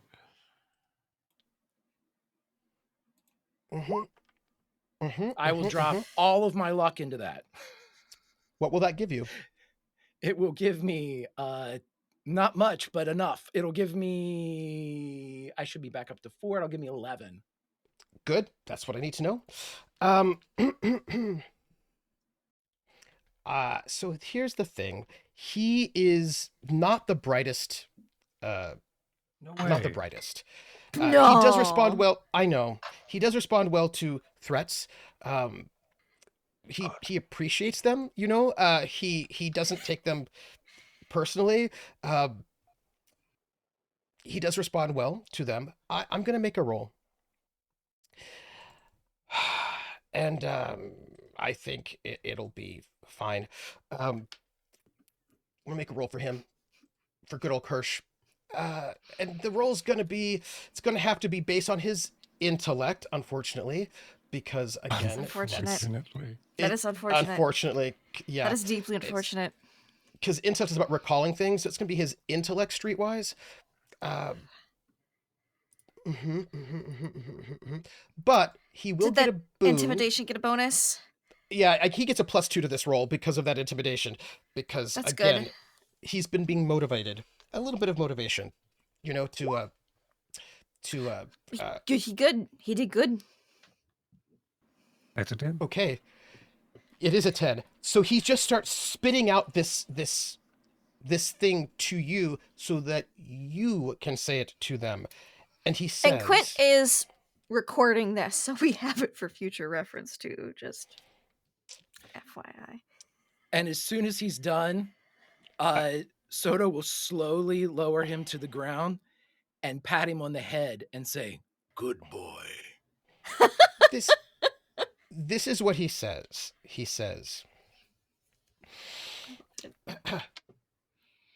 he died slowly.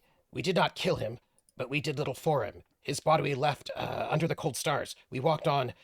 We were shocked and confused, without a goal, and knowing only death awaited us. But the mountain. But the mountain.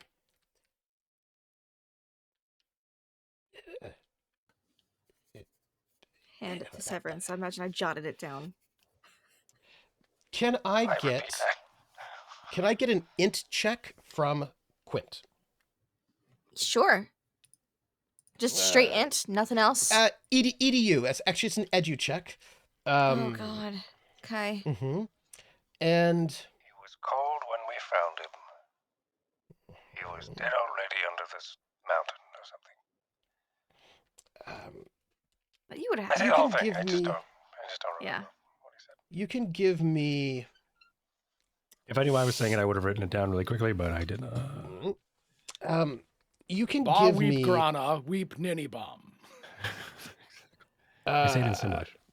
Quint does have a reporting device, but it's not that. It's education, because education is about recall. And what would be the best skill here? You could give me... This is about the poem, like the origins of the poem? It is about would, the poem, would this be Cirque du Soleimani if it's Terran in origin?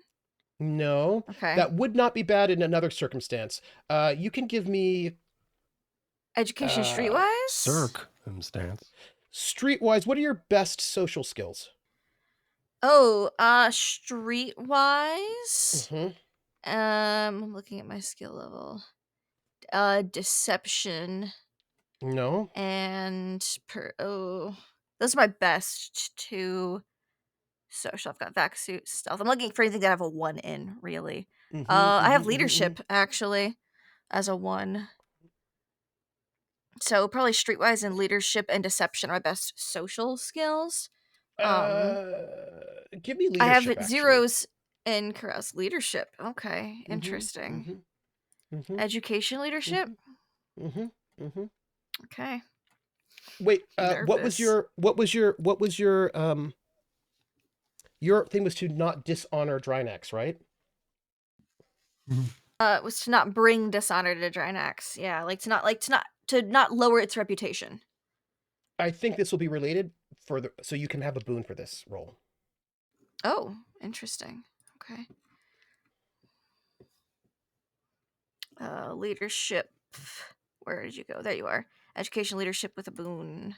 It's routine, by the way. Great. 11. So Severence starts speaking this. Can I get your comms roll, Severance? And you can base this on social if you wish. And we've had our stacking bonuses from Soto threatening Krrsh, who would have gotten it what wrong. are the bonuses? Well, you get 2 from Soto, which he got by threatening. I got a 9. Which is enough.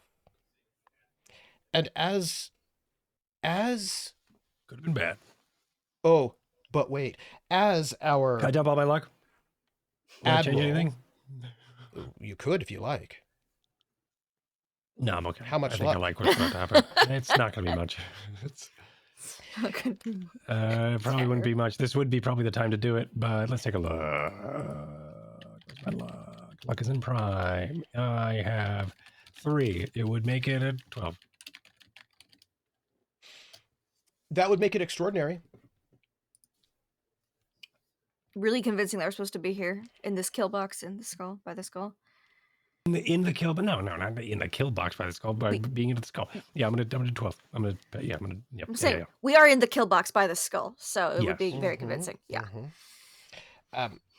You say this bit of a poem, and as you speak these words out loud, 2 things happen.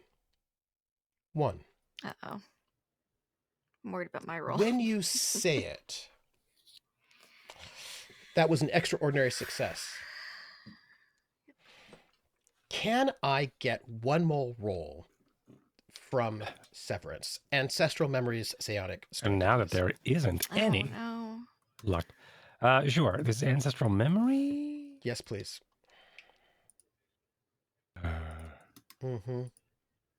Yes, you may. I think it's over here. Yes, here it is. Psychic or Psionic Strength? Yes, with a boon.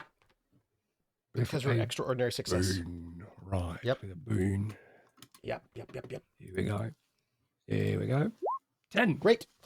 Good. So, my friends, here we have Soto threatening Krrsh, who, says it. Good boys him. Good boys him. And you, Severance, begin to recite this snippet of a poem. And you say the lines from this poem. You say, "He died slowly. We did not kill him, but we did little for him. His body we left under the cold stars. We walked on. We were shocked and confused, without a goal, and knowing only death awaited us. Only death awaited us. But the mountain. But the mountain. And then you continue the poem. We reached its base and found a way inside. Base found its way inside.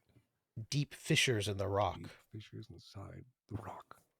Twisting and crawl making. Twisting and crawl making. We hoped for air somehow. We hoped for air somehow. Found water instead. Found water instead. And your accent starts shifting a little bit, and some words start coming in that nobody else here in the room understands as you continue to say, no way back now. No way back now. Airless death awaits behind. Hell, death waits behind. So we marched into the mountain. We marched into the mountain. Slopes and drops we navigated. Slopes and drops we've navigated. Breath coming short and stale. Breath coming short and stale. A sudden cavern. A sudden cavern. A structure. A structure. Silvery domes. Silvery domes. In the mountain darkness. In the mountain darkness. A place of forever. A place of forever. Inaccessible yet calling to us. Inaccessible yet calling to us. And you say that, and by the end, you're not speaking in Galangic anymore. Is it Old Sindalian? Because I have been looking at some It stuff. is not Old Sindalian. There was a moment where it started feeling like Old Sindalian, like you started picking up a few Old Sindalian words, and then the last ancient. the last line, you cannot recognize that at all. Oh boy. But you do recognize the poem. Dearest Quint, you recognize the poem. Did my friends who woke my psionics tell me about it? Oh, No. good. That's a little less scary. Oh, maybe. I don't know what it is. You got this poem when you were raiding. This was part of the poem that you and Tarika found on the Elaine that was hidden in the all the data of the Elaine. There was this poem, and you have the complete poem. It actually sort of like it's weird prose. It's a little King in Yellow situation going on there, really, is the best way to put that. Yeah. But the poem itself is not old. At least you don't think it is. It's not super old, like it's older, right? But it was like a commercial text, right? It was like a book that claimed to be from an older text. It was called the Twilight's Peak. But this is a poem that you found on the Elaine with Tarika, a ship that was last owned by the mysterious, creepy warlord. And is that ancient that he's speaking at the very last moment as something? Well, you don't know, but like that was whatever it is. It's recorded now. That last line, as you speak this, Severance, and it's like you were remembering something from a long time ago. And you also know, Severance, that the key is actually not all of that stuff that you said. It was, but the mountain is the actual code word to get in. And with that, you hear on the other end. You are cleared to land. Downport in Black Sand City. I know.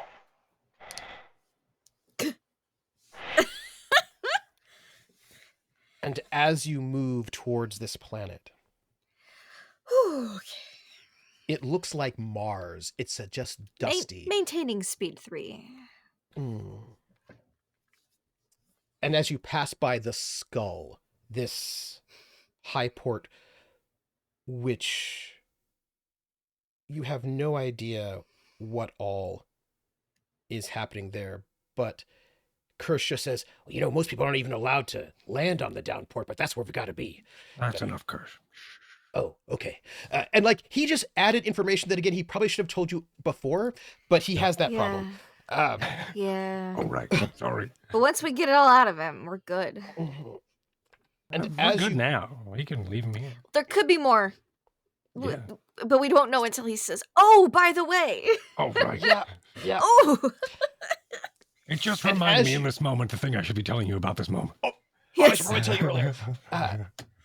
And as you come to this planet, you start moving towards it. It is all dusty and red. It's like Mars, and you don't see, full of canyons, right? Canyons and dust. And you're moving in, and you're not really seeing much of anything. And then you see it. Like a large dirt clot of red. Yeah, it's some wreckage. Like there must have been civilization here some time, a long time ago. And as you keep going in these canyons moving, you start seeing what looks like thousands of scarab beetles, but of course they're giant. They're huge. It's the downport of Black Sand City. Oh, downport. It's going. Mm-hmm. Because they're sending you to the downport, which Krrsh has basically nobody gets there without, like, you have to have the special code to actually get on the downport at all. We're going to the downport, not to the moonlit place. Okay, interesting. And as you approach Black Sand City, in this twisting canyon. One fine day, Black Sand City. Sorry. Mm-hmm. And then you start seeing some skyscrapers that look like mica, dark mica. And these kind of big scarabs, you get moved and you can just hear someone say, "You are cleared." And one of these black domes opens up, and you see it is actually your docking port. And you are welcome to land at the downport. Okay. Oh. Land. Yeah, I'm landing. Approach. I'm doing it. I think I'm like confused how like we take a turn at some point and I'm like, why are we the downport. What? and then we turn go down towards the downport. That is so interesting. I know since we're landing on a planet, there's negative. What is the negative? Just a minus, I think for you, just a -2. Black Sand City. Mm-hmm. I just want to make sure I have my modifiers in there. That's all you need. Luck. Oh, is that? Oh no, you need a 6. I'm so sorry. You need a 6. Oh, okay. I'll spend the 2 luck then. I want to land correctly. And as you move towards this place, you see that there are dust storms everywhere. There's dust everywhere, and there's nothing exposed. Oh, I hate sand. It's so rough. Coarse and rough, it gets everywhere. Yeah. And I will tell you, when you look at this place, you have no idea how many ships are here, or what kinds of ships are here, or how many people live here, because everything is sort of hidden behind these sort of clamshell domes and these places. It's not like a regular strip. And your ship comes to land, and the dome closes over you, hiding you from sight. And you may exit. This is pirate land. Oh, it is. Mm-hmm. It is indeed. Okay. I have a place to take you in a second. A member of the Stone Jackal, not the Gambler. Mm-hmm. There is someone awaiting you outside. Oh. Is it Peter Phallus? Welcome. I really want, like, a dildo sword to boop him with, just to be like, just one of those monster ones that just be like, bonk. You know, those things that exist. They do. All right, so I believe you. Oh, what is this? What's Sharon Osbourne doing here? So, this and up in the top of this map up here Ooh. is all of these sort of like hidden shelled domes, and then you've got this sprawling city that's all hidden in with canyons. It would be very easy not to even realize canyons, that there's anything there. And you have these like skyscrapers that are kind of like built down in, so the tops of them are like don't push past the canyons. I'm just reading some of these names, and I came across the Blood Pit and went, oh no. Oh, I mean, that could be a way to make some money. It's probably fine. I wouldn't even worry about it so much. But here in this place where you've been docked, you are safe from the sand and anybody who might want to see what kind of ship you have. And there are, as you sort of come in, you can see there are these hundreds of these skyscrapers deep in this canyon. And they're all linked, right, by covered walkways. So all these skyscrapers are linked by these walkways. It's this kind of like weird maze sorts of things. And as you step outside of the ship, who steps outside? I do. I would assume Soto is. Soto's with him. I gotta take off, everybody, but Soto is always with Baron Severence. Yes. All right. By the way, this is where we're gonna end it right here. She just basically says, this woman, all in black robes, heavily cybernetically modified. You're not even quite certain how much is modified and not, very loose. And she just looks at you all and she says, I am the Black Sand Widow. I'm one of many, and I will tell you what you can do here not to die. And that is where we'll end it. Woo! What? Cool. She's very clearly law enforcement of some sort, whatever kind of law enforcement there might be. Okay, that makes sense then. On a pirate world. Yeah. Yes, my friends. Cool. This is where we're going to end it for today. Let's do our outros. Greg is gone, so you can't hear his outro. He's Greg. He's great. He's Warp Reactor on YouTube. You should go to his Warp Reactor space. Check out all his reactions. Check out all his reactions. And let's go with Quint first. Lindy, who are you? Where can we find you? And then how do you feel about being in this hidden canyon on a dusty dust ball and meeting the widow? Hi, it's me, laughlovelindy. What do I feel about this dusty canyon dust ball? Besides hating sand, Quint is grateful that there's some dust storms, because that will obscure vision a little bit if we are being chased by some phallic guys. And the widow, I appreciate that they have a welcoming party here to be like, hey guys, so here's the spiel. Like what not to do here. That's actually really nice because there's no like planetary video. And this one you can actually ask questions too. There's not a planetary video. So I actually really appreciate the reception. I think that's really cool. And she's got a name called the Black Sand Widow. How badass is that? You know what I'm saying? Really awesome. She's gonna be so friendly. Cool. Right? So Quint's okay with this. Quint would also probably be out there with Soto and Severance being like, just to get this on recording so we can share with the class. And Malcolm would go too, because he also wants to protect Severance more than Soto. Yeah, there's enough protecting me to go around. Okay. Oh, I'm not here to protect Severance. I'm just being nosy. I mean, I would. But I feel like he's got that covered. He's got a guy in the left. There's always more. There could always be more protecting me. I thought you said there was enough for you to go around. You were good. There's enough of protecting me to go around. Yeah. Okay. There's always room for more defense. More defense. There's always room for more people to fight for me. Defense is more defense. That's right. Yeah, that's correct. The best defense is more. It's more defense. The best defense is more. So yeah, that's that. I'm looking forward to it. I can't wait to explore Theev and check out the Blood Pit. I don't know. I'm sensing money-making opportunities at some of these names of some of these places, and I'm excited about it. Whoa, Meta, you don't know that it's there yet. She hasn't told us that. I'm just looking at the map as a player, and I'm excited. You mean like, are you excited by the house without questions?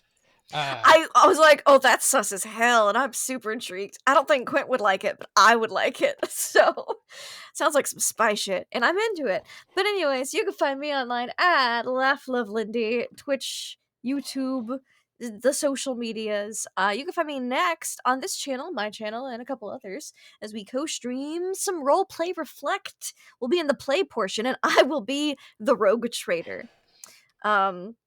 With bizarre tastes. So that's what I'm gonna be. How do you like Rogue Trader? Have you played it? Have you played it yet? How do you like it? I'm playing the video game, but I'm excited to play the TTRPG. Oh, okay. I'm very sad that you can't smooch Pascal, according to chat, because he is obviously the most smoochable ones that I've met so far. I'm not very far in, but that's just facts. So my rogue trader in the TTRPG will live vicariously for my video game rogue trader and try to smooch Tech Priest. But that'll be Sunday.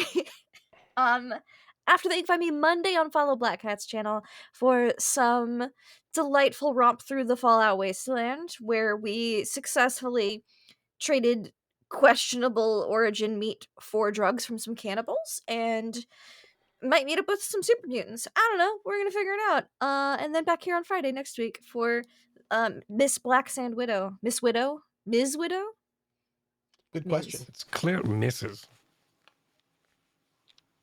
Well, Ms. is if you're like divorced or widowed, so. Oh, I didn't know there was a third option. Yeah, Ms. unmarried, Mrs. married, Ms. is like none of your business. No, Ms. Yeah, that's also true. Did not know that. Cool. None of your business. Ms. Widow. Give some love. Duh. Love. I loved the Wesley Soto scene where he's like, I'm her father. And I was like, oh my heart, Wesley, you're being such a good boy right now. And also Wesley's being like, I didn't realize how awful they put the Aslan in such a light. And I'm like, because it's Imperial propaganda, Wesley. And he's like, I never thought about it before. I'm like, because you're a little Imperial boy. Yeah. He's figuring it out. We'll get him indoctrinated properly. Against Imperials. But and then Severance, just being Severance, man. Just being like, okay, so we're gonna fuel up here.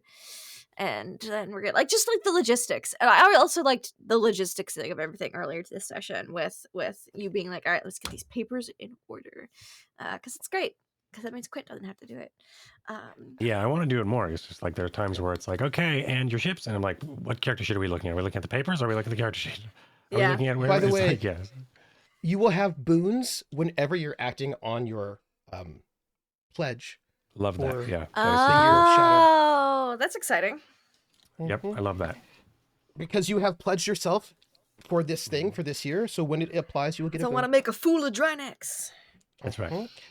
And the reason why the reason why it counted for you, you got the boon, is because this came through Terika, and Terika is important on Drinax, and so protecting, making sure that nothing that would be exposed that would harm, right? So that actually falls within the purview of your pledge. Because I don't care because Quint doesn't care if Quint's made a fool.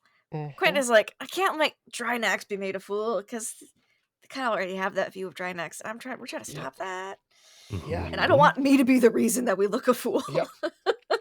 Yep. That should be a pledge anyway. It doesn't have to be a 48-day thing. That should just be a thing you're from the doing. But it's what you're focusing on. But it's a great trial. Yeah. Well, because also, I've been like hardcore Soleimani for so long. It's hard to adjust to a new system. That's true. Y'all are just, you're more classist, less racist. That's just so weird. You know what I'm saying? Because you don't have classes in Soleimani. All Soleimani are equally the best. That is correct. Over all non-Soleimani or half Soleimani, who are which is why they're more racist but less classy. It's true. A Soleimani garbage man is just as important as a Soleimani senator. That's true, and also better than everyone who's not Soleimani. But if there's like a world leader that's not Soleimani. Cord, who are you? Where can we find you? And then give some love. Hi everybody, it's me, Cord, also known as Mythematic, here on the Twitch spaces and other spaces. There was a question. What was that? It was how do we feel about the give some love. The widow? Yeah. So,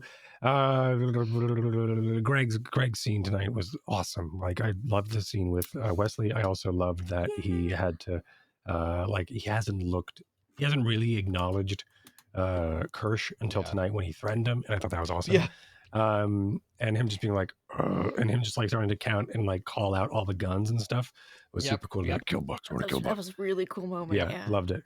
So by the way, Krrsh is not doing this on purpose. He's not trying to sabotage you all. He really is trying to be helpful. He's just so dumb. I think I see that. It's not necessarily like, I see that there is like, there's a couple of screws loose, but it's not necessarily like you're trying to do this on purpose. That's why he's not dead yet. And so, and he's here, not in space. And then and Quint being able to still be doing Quint stuff, still like having the earrings going, and making sure everything's recorded, and just being so good at doing our flying and our landing, and just of course drooling to go into the blood pit. Which that's Lindy. I want to go into the blood pit. pit. But it'll also be when Quint figures it out. If we need to make a bunch of money, let's just go to the blood pits, I guess. We're going to be in sort of do some fights. Yeah. As far as money goes, I really do want to start making more money. I do want us to start doing more piracy, and like it sucks to be like, all right, guys, pirate, let's do some piracy. Because especially when I'm not a pirate. I am, but I'm not. Because I don't need to do more piracy. Right. It would be quite useful for you. That being said, I don't think anybody's going to be safe in the crosshairs of when it comes in the crosshairs of my character. I forgot his name, Severence.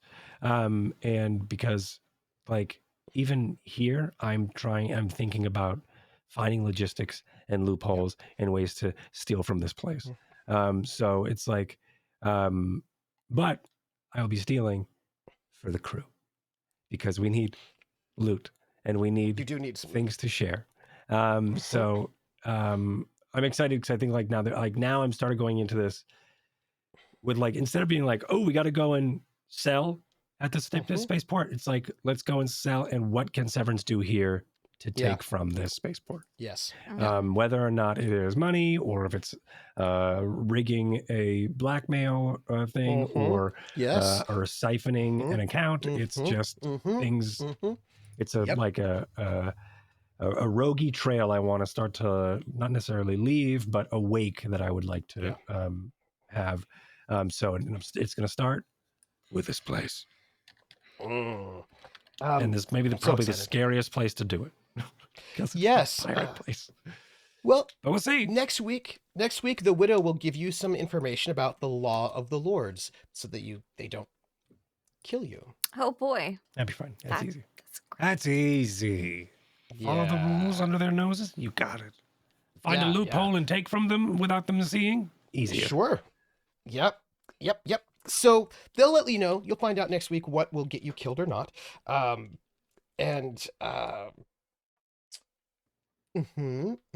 troopersjp, and this was I'm so happy to GM for these folks. They're now in Theev.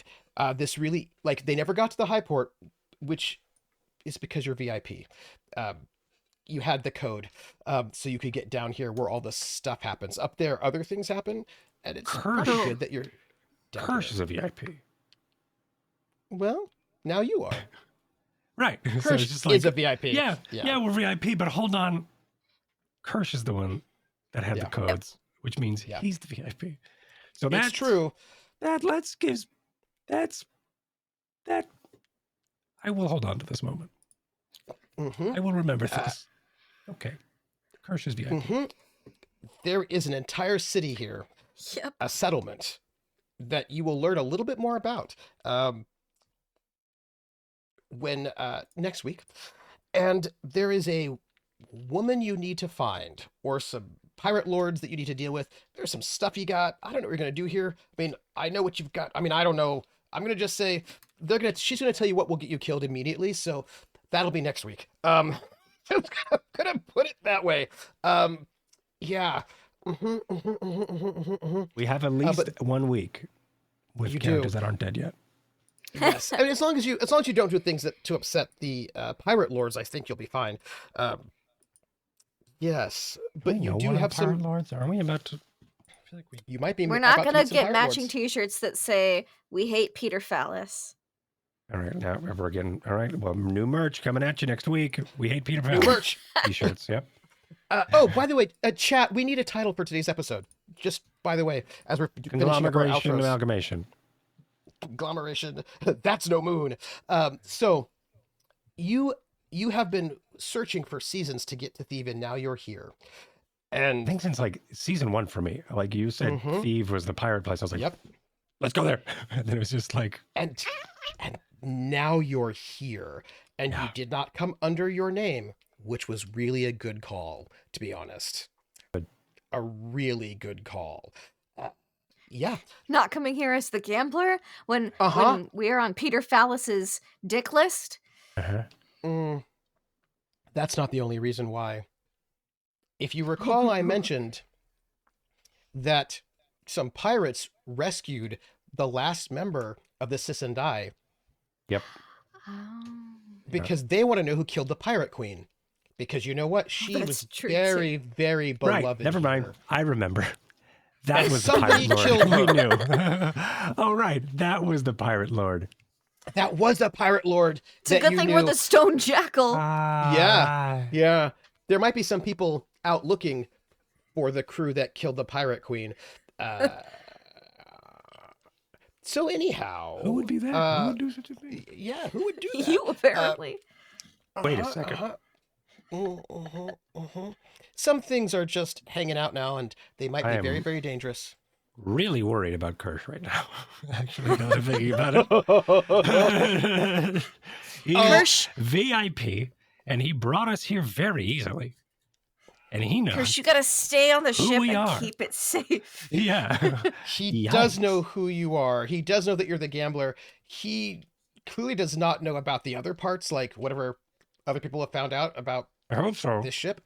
Well, that only takes a little bit of him asking his old buddies about, hey, Krrsh, where have you been? Oh, you know, marooned. What about you guys? Well, we heard about the, you heard about the pirate lady? Yeah. No. Well, let me tell you about it. Yeah. Well, Yeah. let me tell you about it. Yeah. So, you know. So, Krrsh, you might hear some false rumors about us while you're here. We should don't listen to them. He has They're come off the ship lies. with you, by the way, because he's excited to be on He did, Black yeah, Sand yeah, City he again. did. Yeah. So you'll have to just deal And I with think all I of would that. invite him anyway because I know I would have pieced together that he's VIP. Yeah. He gives us VIP access. So that means he should be coming with us.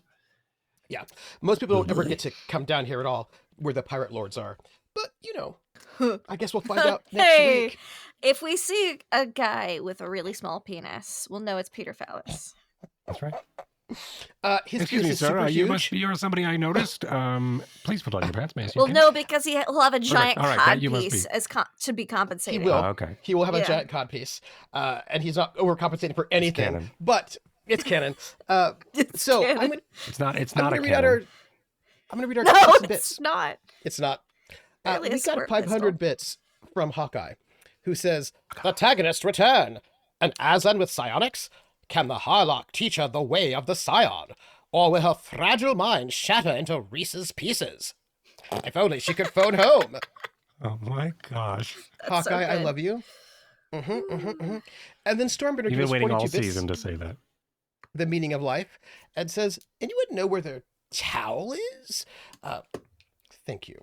Thank you so much, all of you. And I'm troopersjp, and this was amazing. And I also have been really excited for them to get to Theev, also for 7 seasons. And I was like, they're going to get there sooner or later. And when they are, I'm ready with all the Titanic scarabs that are their downport ports and the Yeah, red fucking zones. The red zones, which you'll find out about next. Means week, I PvP is guess. perfectly fine there. Yes. Okay, perfect. Yes, it does mean that. All right, great. You probably do not want to go to those places. But guess No, what? but if They did, change they might every have an week. accident. They change every week. Oh, I love fun! that. I love that. What are this week's red zones? Find out this week. Yeah. Find out next week on the Gamblers, our Traveler Pirates of Drinax campaign. Thank you all, everybody who's been here with us, and thank you especially to our sponsor, Willin TW, who's one of our who's taken one of our 4 sponsor slots for helping us Willin. do this thing. Thank you very much. And Thank you, you buddy. know, next week they're going to go and maybe do some business on a pirate planet with, for the record, a law level of 0. Whew, we Which haven't means been a there's lot no of law, then those. who are we talking to? Yeah, what that means is do you want like nuclear weapons? You might be able to buy them here. Or do you want to sell nuclear weapons? You might be able to sell them here, is what I'm trying to tell you. So this is a place where you can get almost anything. And sell almost anything. And sell almost anything. Yeah. And this is episode 6, and we have 5 more episodes left. You name it, you can probably acquire it. Yeah, and you have some highly illegal illicit things which you could sell here. I know, 5 left, and we'll be getting I would say the minute you leave Theev and you jump out, you will have access, I think, to our brand new player. So expect a brand new player at about like maybe 2 sessions or so. That's what I'm guessing. We shall see. My friends, thank you. This has been lovely, and I cannot wait for them to see Theev, the pirate planet, all hidden and sandy, coarse, and rough, not like you, which is great, and also... Nailed it. Nailed it. Bye, everybody. Take care of yourselves.